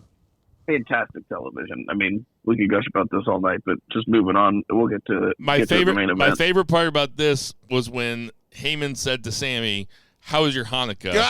And Sammy said, "Probably as good as your Ramadan." I'm like, what the fuck? A really good little play between Yes, those two guys. Yes. Absolutely great. Sheamus and Sikoa, they beat the hell out of each other just like you think that they would. This was fun. We finally got some wrestling, and it was a nice stiff match. And they're really, Bloodline is going to be strong, but I think Sikoa, beating Sheamus is kind of a big deal. Yes. In a singles match. I think they might be setting him up for if not a Royal Rumble win, I wouldn't be surprised if Solo Sikoa is in the Final Four of the Royal Rumble. You kind of stole my thunder a little bit. I'm not sure. Gunther's not going to be the Intercontinental champion for long. I can totally see Solo Sikoa at some point getting that title. I was going to talk about the Royal Rumble, but not like Solo Sikoa is going to be in the Final Four. I wouldn't be surprised if he eliminated a bunch of guys and then got like in the final 10 or whatever. Yeah. Ultimately, I guess my point is 2023 is going to be a year for a lot of guys. Solo Sikoa is going to be on my list for somebody that I'm going to look for a push at some point. Not saying he's going to win the title. the U.S. / Intercontinental Championship, whatever it is, that feels like a Solo Sikoa sweet spot where he can beat up guys and you can build him up for 2 or 3 years down the line. Yeah, I think so. Yeah, he's good. He's got a promising career. For sure. Nepotism aside. Yeah.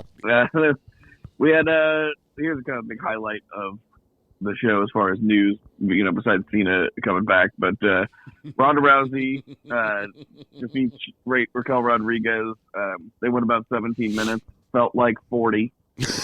And then Charlotte comes out and basically, takes over. And, Ronda starts cutting a promo on her that Ronda just tries to talk too fast and needs to slow it down a little bit.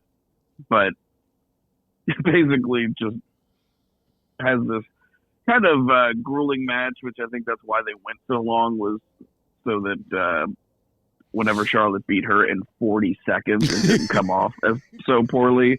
But yeah, Charlotte beats her in 40 seconds, and it's the new SmackDown Women's Champion. So 14 times. 14 times. Go ahead. Well, I have a lot of thoughts on this. That's why I want you to go first. My shit is simple. My first thought was Raquel Rodriguez got a lot of offense against Ronda Rousey, and they made her look formidable. Yes. And it was kind of sloppy. I don't think that's necessarily Raquel Rodriguez's fault. I don't know if it's Ronda Rousey's fault. It's probably both of their faults. But part of it was pretty sloppy. But if you're trying to build a star, I think Raquel Rodriguez has a much bigger upswing over the next 5 years in WWE than Ronda Rousey does. Second of all, they brought back Charlotte Flair, seemingly like a babyface. I don't know. Ever since Charlotte Flair had that segment with Becky Lynch, and if that was this year, I think it was 2 years ago. Well, When she threw down the belt. When she threw the belt? Yeah. I remember what you're talking about. I think it was 2 years ago, but I'm not sure. I can't speak. I'm only going to speak for me. That really turned me off from Charlotte Flair, and I can never see her as a babyface again. Like, I think that she seems like kind of a bitch, and maybe Becky Lynch is a bitch in real life, or maybe Bayley's a bitch in real life, or maybe Sasha Banks is a bitch in real life, maybe Alexa Bliss is a bitch in real life. But they don't seem like bitches on TV. Like, they seem like they're playing characters when they're heels, and when they're baby faces, they seem really cool. Charlotte Flair just seems like like I said, this is completely personal. I can never see her as a babyface again, and I can't really root for her ever again. I don't want her to die or anything. Her and Andrade are perfect for each other, and I think you're 100% right. What was the first thing you said? I said I think her and Andrade are perfect for each other, and I think you're 100% right. I mean, I watched the first half of that Ric Flair documentary on Peacock today, which still haven't seen it. Really good. Like, better than the 30 for 30. Like, it's really good. God damn it. The first hour that I saw of it, I think it's 2 hours long. But even Charlotte shows up on there, and I'm like, oh, God. Like, it's a bad taste in my mouth because maybe it's because I like Becky. Maybe it's because I remember when that happened and we read all the backstage stuff and we were like, man, like, why would Charlotte do that? Like, what a fucking cunt thing to do. And it's like, I don't know. I can't see her as a babyface. Either way, she's better than Ronda Rousey. So putting the belt on her is just fine. I just can't see her as a babyface. I don't think they're making her as a babyface. I think this is a knee-jerk reaction to Ronda Rousey. It's more about Ronda Rousey. Well, it's not a knee-jerk reaction if it happens after fucking 2 months. It's a knee-jerk reaction. She's been champ for 2 months. And then why are you going to 2 month knee-jerk? Maybe that happens when you're your age. Then why are you going to have Charlotte come out and win the title within 45 seconds? You don't build it up. You don't have this going over to Royal Rumble or anything like that. This was a knee-jerk reaction to how fans are reacting to Ronda Rousey. It hasn't been good. Has it been good? Has it been good? No, you're asking me? Yes, I'm asking you a direct question. Okay, so at that point... Have I acted like it's been good? No, but you're acting like this is not something that hasn't been at least thought about, ongoing, whatever the case may be. They bring Raquel Rodriguez out, God bless her. They had a really good match. I don't know why I like talking about this so much, but I love talking about how bad they fucked up Ronda Rousey. They fucked her up so bad from the very beginning. No, they didn't. When they didn't the first run was good. The second run's bad. When they realized that she couldn't talk, they should have given her a manager. It could have been anybody. They could have given her Stokely Hathaway. They could have given her fucking Paul Heyman. They could have given her Zelina Vega. They could have given her Chad Gable. They could have given her anybody as a manager, and it would have been better than what they did with Ronda Rousey. What they could have given her Shinsuke Nakamura. Man, come on, man. You ain't supposed to be. You ain't supposed to be helping this motherfucker. Bullshit. You ain't supposed to be helping this motherfucker, man. Come on, man. You said Shinsuke Nakamura. You ain't shit. This motherfucker can barely speak a good English, and you talking about Shinsuke Nakamura. You ain't shit, dog. I swear. That's funnier than shit. That's wrong, dog. No. I'll just say this. I'll say this. Ronda Rousey, the first time around, when she came in with Kurt Angle, the whole shebang, we were doing the podcast. We were on board. I remember. I was there. We were on board. This second time around, we were, for whatever reason, and I'll just let you guys, pick your reason of choice. We are not on board for Ronda Rousey. This was a title change that needed to happen. It just shouldn't have happened in this way, in this fashion. All right. Moving on, Dominic shows up at his grandfather's house on Christmas Eve. Gets arrested. So did we not talk about this on the podcast? No. We haven't talked about these Dominic vignettes. We talked about the Thanksgiving one. I'm sure we have. This one is fresh. Oh my God. Go ahead, Zach. I love it. No, the best part about this is yes, say it. Like he gets it's actually on Raw. Whenever he spent a weekend in jail and he comes out acting like a hardened criminal. Just absolutely great stuff. This is Dominic Mysterio doing fantastic work. This nigga said, I ain't gonna last long in jail. I was like, oh my God. Dude, the promo that he cut after he got out of jail is so good. Beautiful. It's beautiful. It's really what I want out of wrestling. Like, because he still ain't gonna be shit. He gonna be a punk ass bitch after the fact. But now he gotta go weekend in jail and he coming out hard. I love it. I love it. I love how Ray answers the door to the cops with his mask on. It's like, you want to go outside, motherfucker? Let's go outside. Fucking love it. I love how Ray's wife slapped Rhea. And she got all pissed off. God damn, that is really good stuff. It's Jerry Springer / Maury perfectly encapsulated for the holiday season. I love Dominic in this role. It's perfect. All right, let's keep it moving. This is gonna be a 3-hour podcast. Let's keep it moving. Rey Mysterio just needed a gun. That's the only thing that would have made this thing. So I'm dead. I just gotta say this is not important, but I do think it's funny that. So they're in the locker room and they're all like making fun of Top Dollar for botching that spot, and like they're just ripping on him, and then like finally he gets pissed off and goes after Ricochet, and they get him out of the room, and everybody thinks he overreacted. Like, dude, like you guys were just ripping on him for like 3 minutes straight and just clowning. Everybody taking turns. I'm like, damn, dog. Yeah, you gonna sit there and take that shit? You gonna sit there and take that shit? Hold on. Let's break this down though, kayfabe style, because like hit big Top Dollar, big dollar. Top Dollar just let everybody make fun of him the entire time until the littlest guy in the room Ricochet came in, and then he was like, you know what, fuck you, and then he attacked the littlest guy. That is some typical bullshit. That's typical heel bullshit, and I didn't know that they were making him a heel until Michael Cole started making fun of him. And I was like, if Michael Cole's making fun of him, he's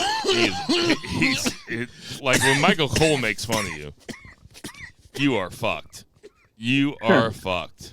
Dude, Michael Cole woke up at 4 a.m. Wednesday morning from a troubled sleep and just said, I think his wife reported that in his sleep he said, his boss time. We had no idea why, but it was right. It was the moment that Sasha debuted in New Japan.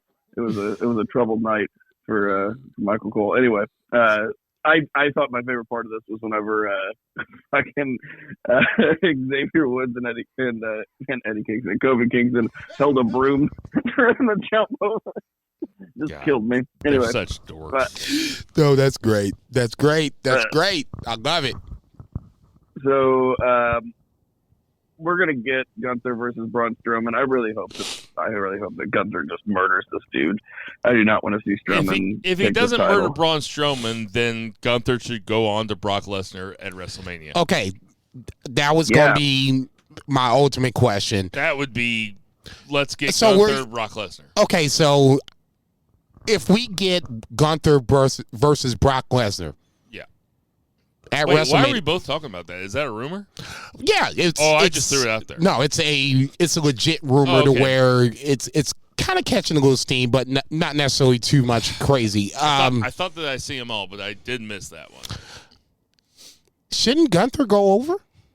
Well, yeah, but do you think that he would go over? Maybe not. But I mean, they could.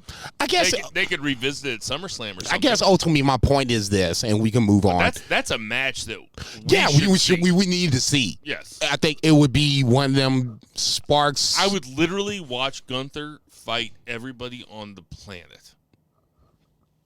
Brock Lesnar is one of those guys. Judge Judy. What'd you say? Starting with Judge Judy. Brock Lesnar is one of those guys we want to see versus Gunther. Even when he was watch him fight everybody. Even when he was in NXT UK, Vice. This was Jinder Mahal. This is one of those matches that we wanted to see. That being said, Dog 1118. Why you murdering all my friends, Michael Wallace Seals. Come on, man. Why you murdering all my friends? Everybody. Okay. Blood Girl Raven. Jesus Christ. That being said, Matt Spock. Yeah, right. I'll say this: this is my going back to where there should be two titles. Gunther should be a champion on one of the other shows. I don't give a fuck. Let's just say a SmackDown. He's a SmackDown. He's on SmackDown. He should be a SmackDown champion. You know what I'm saying? There's so many guys. Seth Rollins is a perfect guy. Cody Rhodes is going to come back. He's a perfect guy. This is the time where you now have let Roman Reigns have his fun. And I'm a Roman Reigns guy. I love the bloodline, angle all the way up to this point, but now it's time to have Roman Reigns drop one of these titles. How they do it, no idea. They kind of fucked it up, but neither here nor there. Two Beer, it's you. I tell you what, I don't think they should split the belts up. I think they should unify them because the Intercontinental and the United States have never met more in a very long time than they do now, and I'm down with that. Ooh, interesting. Okay.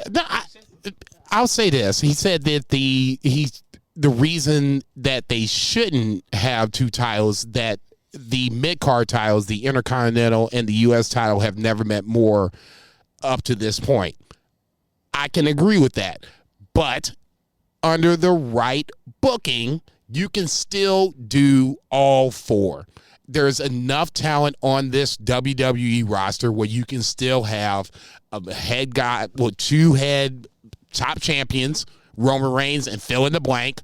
You can have two mid-card champions, Gunther, and the U.S. champion is, Austin Theory. So Austin Theory is an up-and-comer.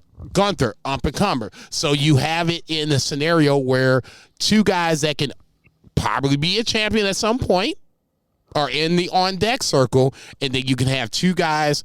Cody Rhodes is probably my guess, and then Roman Reigns on the other side. I think that I'm not like most everybody else, where I think that like you have as many titles as you want, because the only thing that I want to watch is wrestling matches where winning means something.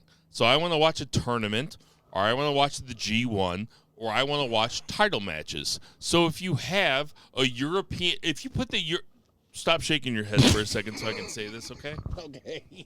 You stop shaking your head? I'm done. So if you have something called the European belt, the European title championship, which is something that Dean Malenko had for a long time in WWE. Shawn Michaels, too. And you put it on Chad Gable, and Chad Gable had to defend the European championship every single week on Raw, instead of having whatever bullshit segments they have. I'd be much more inclined to watch that match with Chad Gable than I would a know-nothing fucking bullshit match with him versus Angelo Dawkins or something. Or Otis, for the same fucking reason. I would rather watch that match to see who wins the title or who doesn't win the title, even though the title means nothing to me. At least they're fighting for something. Matches that don't count for something mean less for this wrestling podcaster. Does that make sense? It does, because I like the idea, and JR would do this. It's kind of old school. He would just kind of throw out there that, like, the winner gets paid more that night. Yeah. Yeah, for sure. Yeah. Yes, of course. That's awesome. I'll just say this. For as eloquently as you spoke, That was eloquent. I'm stoned.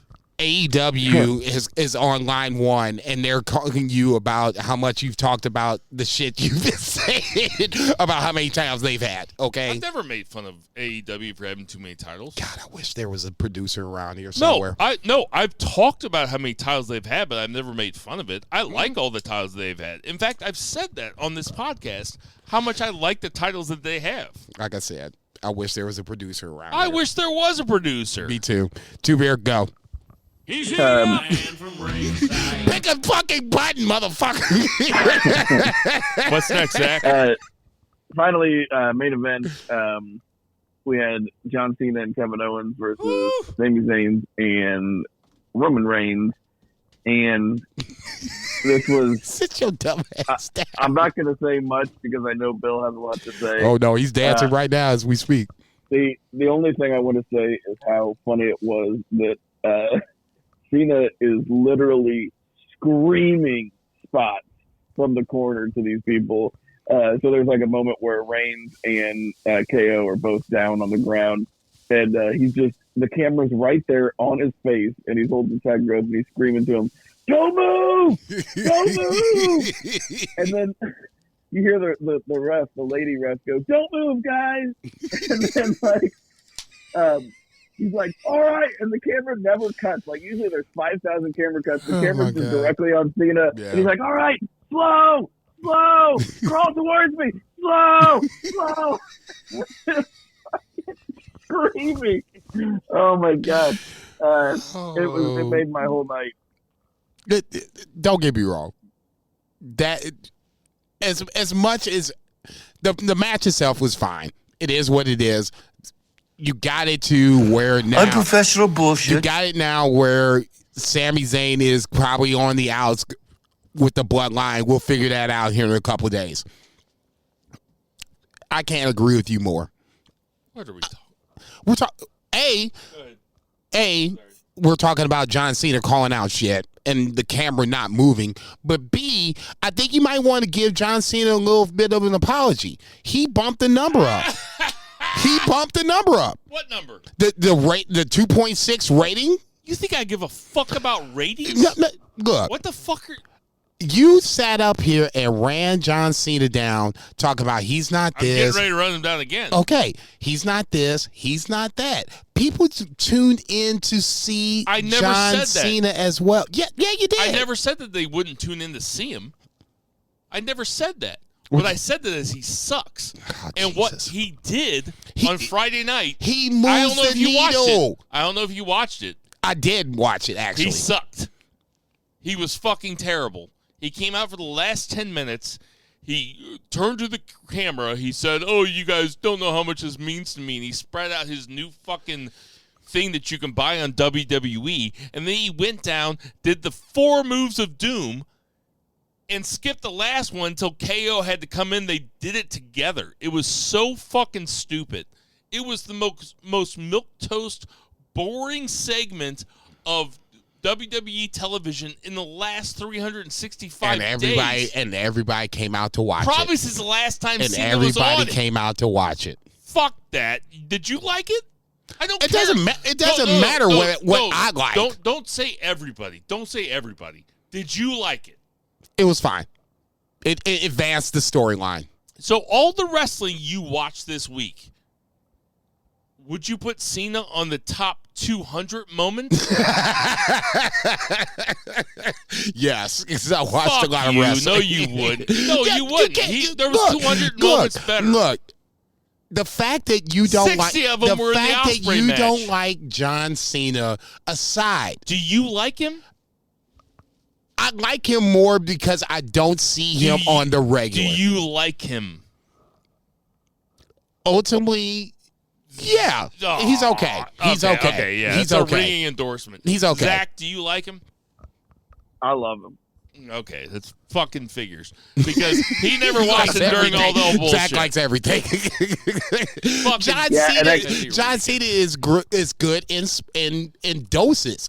I don't Here's the need thing, him to run the fucking WWE. Yeah, he's good I in just doses if he's the placebo. Oh, Jesus Christ.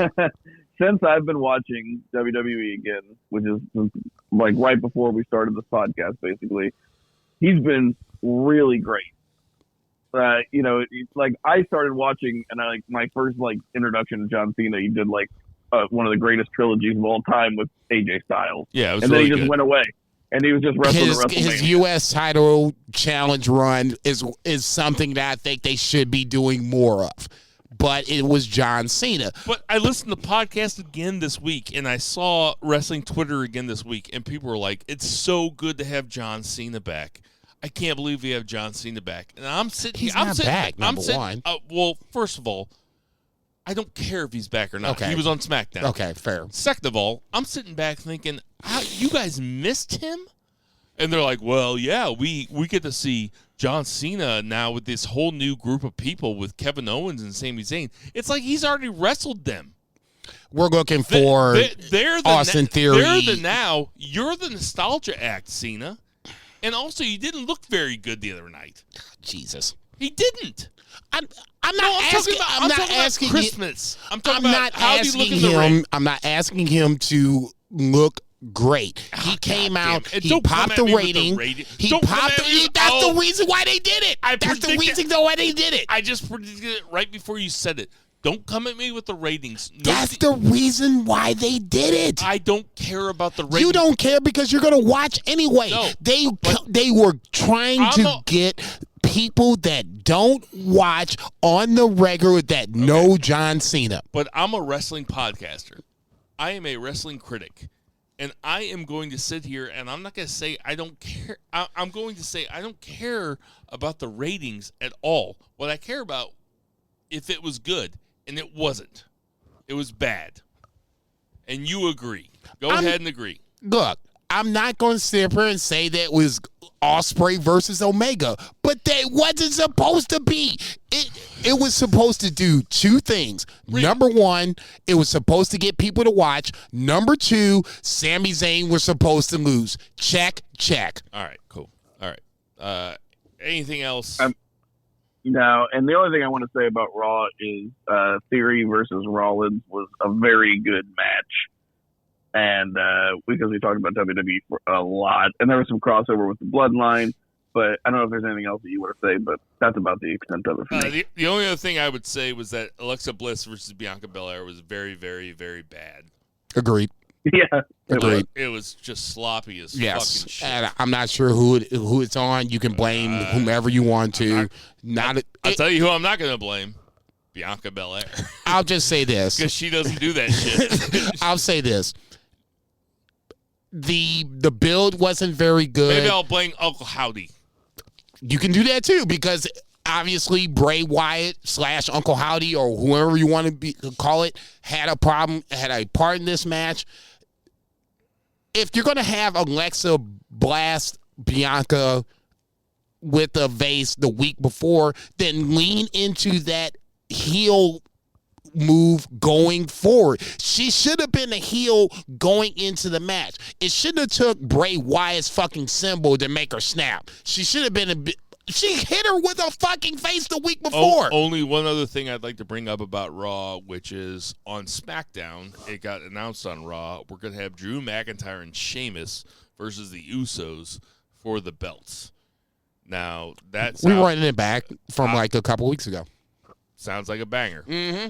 All right, so that's going to get us to our 3 count. 1, 2, 3. All right, so, Zach, is it true you didn't watch AEW Dynamite this week? Is that true? It is. God It is. damn. Oh, my God. You got some Here, work to do. I'll do you one more. Rampage and Battle of the Belts are coming to Portland tomorrow. 20 minutes from my house. And you ain't and going to either or. I could get free tickets. And you ain't going to either or. No. Unprofessional bullshit. Yeah, I'll hit 5 of these buttons. You are absolutely out your mind. I wish Did you see? All Did you see that Battle of the Belts card? Unprofessional bullshit. Okay, It's 20 minutes from your house. listen, we're going on 2 hours right now, so we're going to get through AEW, and we're going to finish up. Zach didn't see it, so we should be good. Hey, Zach, you sit back there and listen. Stop. Unbelievable. It's a 1 week. The man It's has 1 a week. job, and It's 1 he's a week. single dad for a week. It's 1 week. But He's he a boss can't- too. he He's a can't- boss too. He can't squeeze in Dynamite? He's a boss too. All right. So we had Ricky Starks versus Jericho. Ricky Starks ends up going over Jericho. Jericho appreciates society, fucks him up, and who comes down but Action Andretti selling his eye injury. What you think, Jason? I thought the match was good. I like the fact that once again, Chris Jericho's in a spot to put guys over. Ricky Starks is a guy that needs to have somebody to get him over and bump him up and make him look good. And I thought Chris Jericho did that. After the fact, it is what it is. They did what they were supposed to do and connect the dots with Action Andretti and all that other bullshit. Post-match, I'm not a huge fan of. It's the usual AEW schmoz, but the actual match itself, it made Ricky Starks look like somebody that could be a TNT champion, could be a AEW champion, and that's ultimately what you're looking for when you're having this match. A really fun segment. Next up, we had Hangman Page and Moxley. Hangman Page and Moxley. What do you think about it? Ultimately, you're not going to do all this on screen without not having a match on screen. Who's going over? I think you have to put Moxley over. Do you? I think it's gonna be a trilogy. But who goes gonna- over? Who goes over in the first one? It's gotta be Hangman. I mean, damn. Gotta be Moxley. Really? Yeah. Oh, okay, fair. Hangman coming back from injury, you can make that move. I really think that Hangman Page is 1/3 of the professional wrestler that Jon Moxley is, and that's in ring and on the mic. That's how much I think. Still makes him one of the best in the world. That's just how good Moxley is. Okay, yeah. I mean, Hangman's one of the best in the world. I'm saying being 1/3 as good as a wrestler as Moxley still makes you one of the best in the world because that's how good that's how highly I think of Jon Moxley. Wow. Fair enough. Wow. We had the Acclaim versus Jeff Jarrett and Jay Lethal. We had a dusty finish here. When's the last time you saw a dusty finish on screen? It's been a hot minute, and when it happened, I was like, okay, let's not trip. Let's see what happens first before you start getting all pissed off. I knew it was happening while it was happening. I watched this Don't shit get live. pissed just yet. I watched it live too. I watched it live, and I was like, I knew it was happening. It felt like a dusty finish, and it was a dusty finish. Why? Go ahead. I like the Dusty finish, but damn, it kind of just takes away from, the times where they don't do the Dusty finish. If the referee's decision is final, then just keep it final. I mean, it's going to suck. That is Jason Bell being kayfabe as fuck, which I respect. It's going to suck. I respect. It's going to suck. But you are 100% correct there. And because the Dusty finish should happen every time. Every time there's a dirty finish, the Dusty finish should happen because there are people watching in the back. You're exactly right. No doubt. I just it kind of took away from the match a little bit. Fair Not enough. a lot, but just a smidge. We had Britt Baker and Jamie Hayter backstage with Renee Paquette. Not going to say anything about that. We ain't going to talk about the fact you just said the boss? She called herself the boss. And, yes, I know there were... Okay, Sasha I'm just Banks. saying. I think they're fucking with us, though. Sasha Banks is not coming because they said the boss.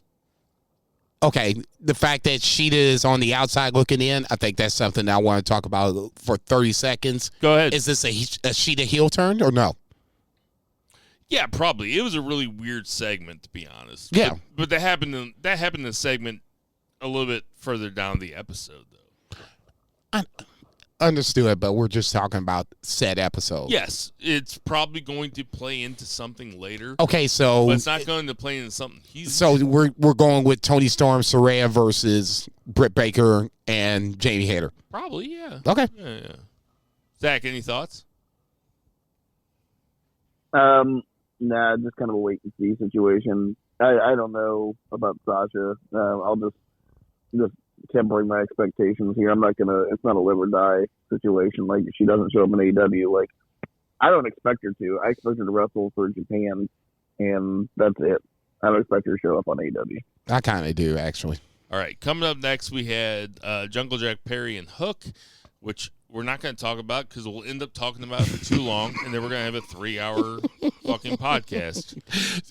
There's nothing really to talk about. We had Bryan Danielson versus Tony Nese, which was good while it lasted, which is about 2.5 minutes. And then Bryan Danielson in That Seattle. sounds familiar.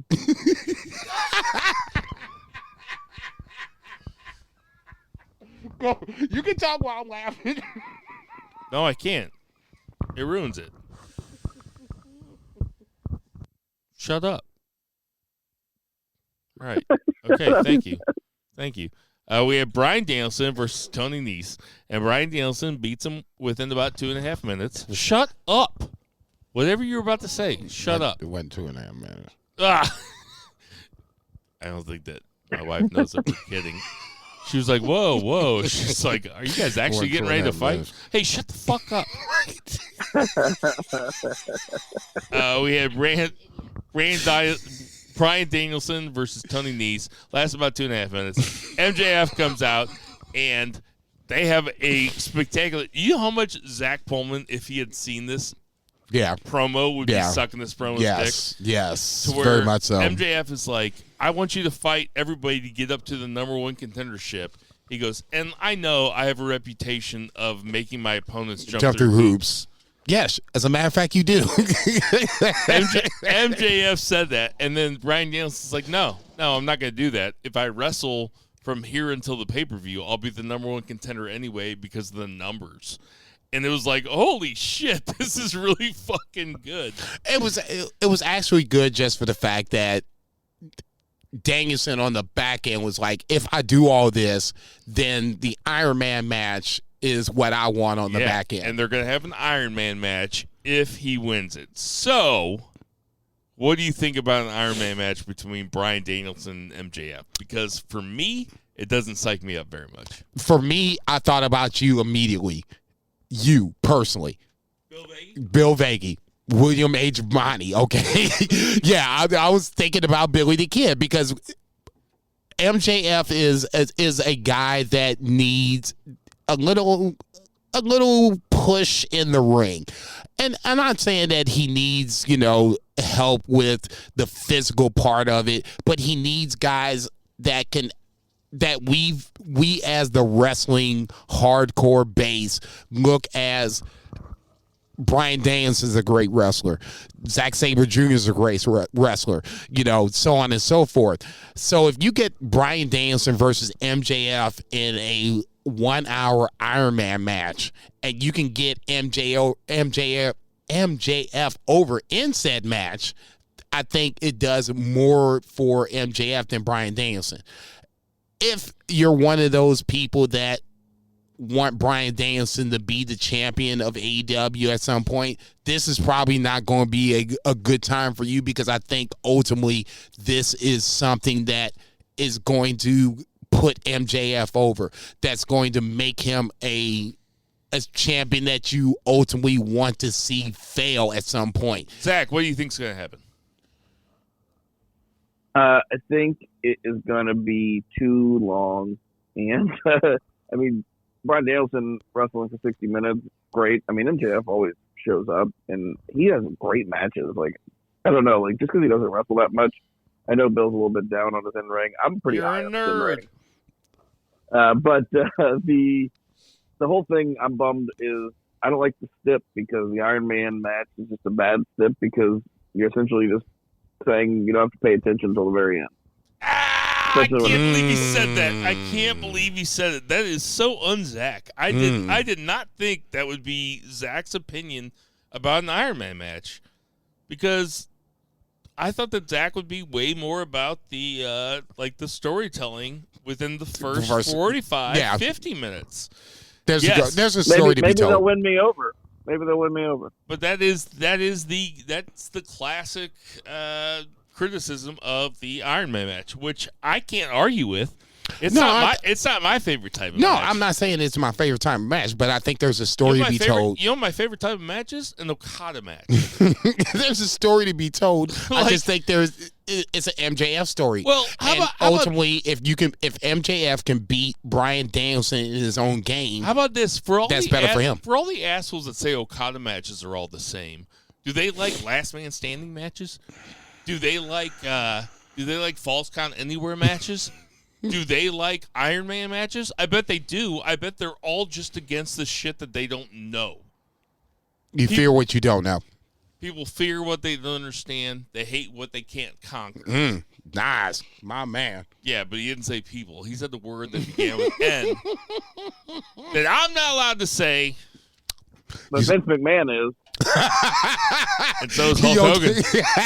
Hulk Hogan gets away with it because he could. Vince has $1 billion company. He can get away with that shit too. I'll tell you what, Hogan's was worse. It really was. Hogan's was like, not only did he say the word, my daughter he said, keeps trying to fuck all these. Right. That's worse. Say what you want. That's worse.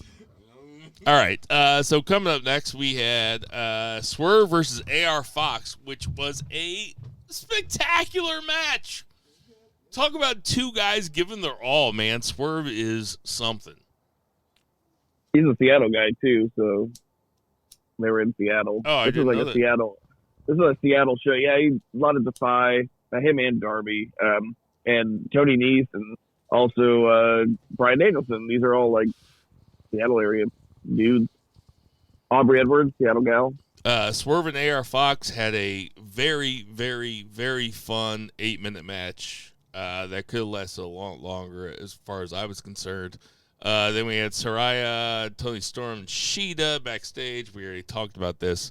The Gun Boys come out, and they have an RIP FTR thing on the Jumbotron, which was pretty funny.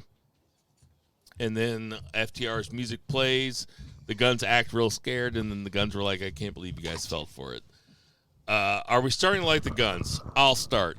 The one gun is fine, the charismatic one. The one that looks like he has... Which is the charismatic one? Well, the one name the charismatic one. The one that looks and talks. No. That ain't enough. That ain't enough. The one that looks and what's talks. His name? Like What's his name? An extra What's his chromosome. name? What's his name? Colton, I think. This motherfucker here. God damn, watching that kid talk. God, he is really bad. It must suck to be that much worse than your brother. I wouldn't know. my God. Good thing Jake doesn't listen to this shit. Both my brothers suck. Right. They make way less money than me and are less good looking, actually. I like the fact that They both make the Guns. way more money than me. What Yeah, the right. fuck? I like the fact that the Guns played the crowd. Seattle was a hot crowd, and a lot of people, I've seen a lot of people talk about the fact that Seattle was hot, and, you know, AEW does a lot of shows in a lot of the same spots or whatever, and it is what it is. The pandemic kind of fucks shit up, but it was, I think a lot of this AEW show was the fact that the crowd was so fucking hot. Every fucking turn, it just felt like they were on their... That's what I'm saying. You could put on a WWE show in front of an AEW crowd, and they would be hot for it. It's just the crowd just doesn't... I don't know. The crowds don't match up. No, I'm telling you, if you had Seth Rollins versus Austin Theory... Okay, that I think they would be hot for. I think... Even if you had Dexter Lewis versus Chad Gable. I don't think they would be hot for that. So then we had the Jade match. Okay. All right. Then we had... Two Beard, I mean, you got something to say on that? You didn't even watch it now. You didn't even watch it, so trust me, you didn't miss shit. Well, let's talk Go about ahead. what we want to talk about, which is Samoa Joe versus Darby Allin. Yes. Which was a spectacular match. I understand brother-in-law Steve's objections to it. Your boy was hot. Yeah, but I understand that criticism, which it But does. that's But it does make Samoa Joe. It does make Wardlow. God damn it, Wardlow. By proxy of Samoa Joe, it does make him look weak because Wardlow lost to Samoa Joe, even though it was dirty, and then Darby Allin beat Samoa Joe. I will say, though, that watching Darby Allin versus Samoa Joe, which was a small guy versus a big guy, and watching that the chemistry in that match, not only the chemistry, the storytelling in that match, which was he had to keep hitting him until he knocked him down, that is old school wrestling, that is smart wrestling, that is the way you get a crowd worked up, and that crowd was hot as fuck for that win. And then when Sting came down to give him a big ass hug, I gotta admit, I got goosebumps. What? It was what good. the fuck is going on this podcast? It was really 289. It was crazy as fuck. It was father-son shit, and it was really like pretty touching. You changed since you had a kid. Yeah, I know. You got a little soft. Two Beer, you didn't even watch this shit. Okay, I'll just say this. Well, Two Beer probably has an opinion. I am amazed that Darby and Sting turned you around here with the segment, but I'm looking forward to seeing it even more now. I think, you know who turned me around on it was Samoa Joe. Like, he sold the fuck for Darby Allin, but it was very realistic. It was, and then Darby Allin did 2 coffin drops from 2 different places to put Joe down. He did one on the one turnbuckle, and then he ran to the other turnbuckle and did a second one, and then pinned him real fast. And it was a storytelling feat. It really was. It was like whoever their agent was, if they had one, they had one. Yeah, so if it was Dean Malenko or something like that, it was smart as fuck because the ending of that match was thrilling. I was a little surprised that Samoa Joe lost. I can't sit here and lie, but I like Samoa Joe. I like the fact that he's a double champion. They had him as the king of pro wrestling, or the king of TV, Darby or whatever Allin the case like may be. $1 million fucking bucks, But man. that's what Samoa Joe does. That shouldn't be a surprise. Okay, the surprise I think was, and it wasn't unrealistic. No. He wasn't bumping for him like The Rock taking a Stone Cold Stunner or something. It was like Darby was knocking him down. He was like kind of like teetering down, and then he would go down. But he would always come back up. Yeah. The finish, like you said, was absolutely perfect. It's the boogeyman. You have him down, and you don't let the boogeyman get up. You just keep hitting him. You keep hitting him. You keep hitting him. And then 2 coffin drops in a row, pin, and that's it. That's it. And Perfect. You could see when Darby was celebrating, like Samoa Joe just kind of rolling out, and like he kind of had like a little smile on his face. I was watching him. No, mission accomplished. Yeah, Darby lost a little momentum at some point in 2022. This is a good way to get Darby Allin back with momentum again going into 2023. Total kudos to the Seattle crowd. That was a great crowd, and that made it a really fun wrestling show to watch. It's the first time that Seattle has had AEW. So listen, we really got to say it sometimes though. AEW gives us like pay-per-view style events on the regular. Yeah. Like it might be drop one every now and then for free. It might be the first match of the night. It might be the last match of the night. But either way, we are lucky as wrestling fans because that shit is that was pay-per-view. That could have been the end of SummerSlam. Yeah. And without question, I'll just say this. And the only criticism I had about AEW Dynamite all night long is they never talked about Wrestle Kingdom.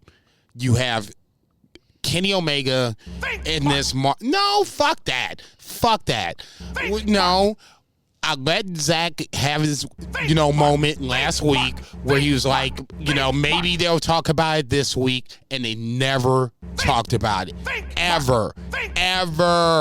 Okay? If you're going to have this fucking partnership with New Japan, you have to have some sort of hook to watch New Japan.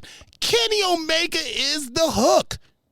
And you never built that match up. You never talked about Kenny Omega. And then after the fact, it's the night after, you didn't talk about him winning the title. Zach. That's my part. Zach, anything else to say about AEW Dynamite? I can't wait to watch it.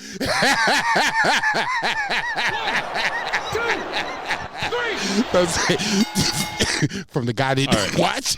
We got some odds and ends to talk about. I guess you guys didn't watch NXT, but I did watch NXT a little bit. Braun Breaker and Grayson Waller had a really good segment at the very end. I watched the front part. I watched. So you saw Apollo Crews versus Carmelo Hayes? Yes. Carmelo Hayes and Apollo Crews. Yes. And then Axiom versus Trick Williams. I didn't watch that. I think that Shawn Michaels has never been higher on a person than he is on the old A-Kid who is now Axiom on NXT. But either way. It made me remind him of himself in a little bit. Dijak will be on the main roster. I saw that too. Right after WrestleMania. I think they're just waiting until after WrestleMania. They're going to introduce him as a big deal. That's my personal prediction. You can put it down right here. Okay, so shiz. You've been perfect so far. You might as well just. Man, I'm perfect all year, baby. You're welcome, by the way. All right, we got some birthdays this week. Chavo Guerrero Sr. is 74. Darby Allin is 30. Bad Luck Fale is 41. Chris Masters is 40. Ruby Soho is 32. Buff Bagwell's 53. Grandmaster Sexay. R.I.P. R.I.P. Yeah. He would have been 51. Tamina Snuka is 44.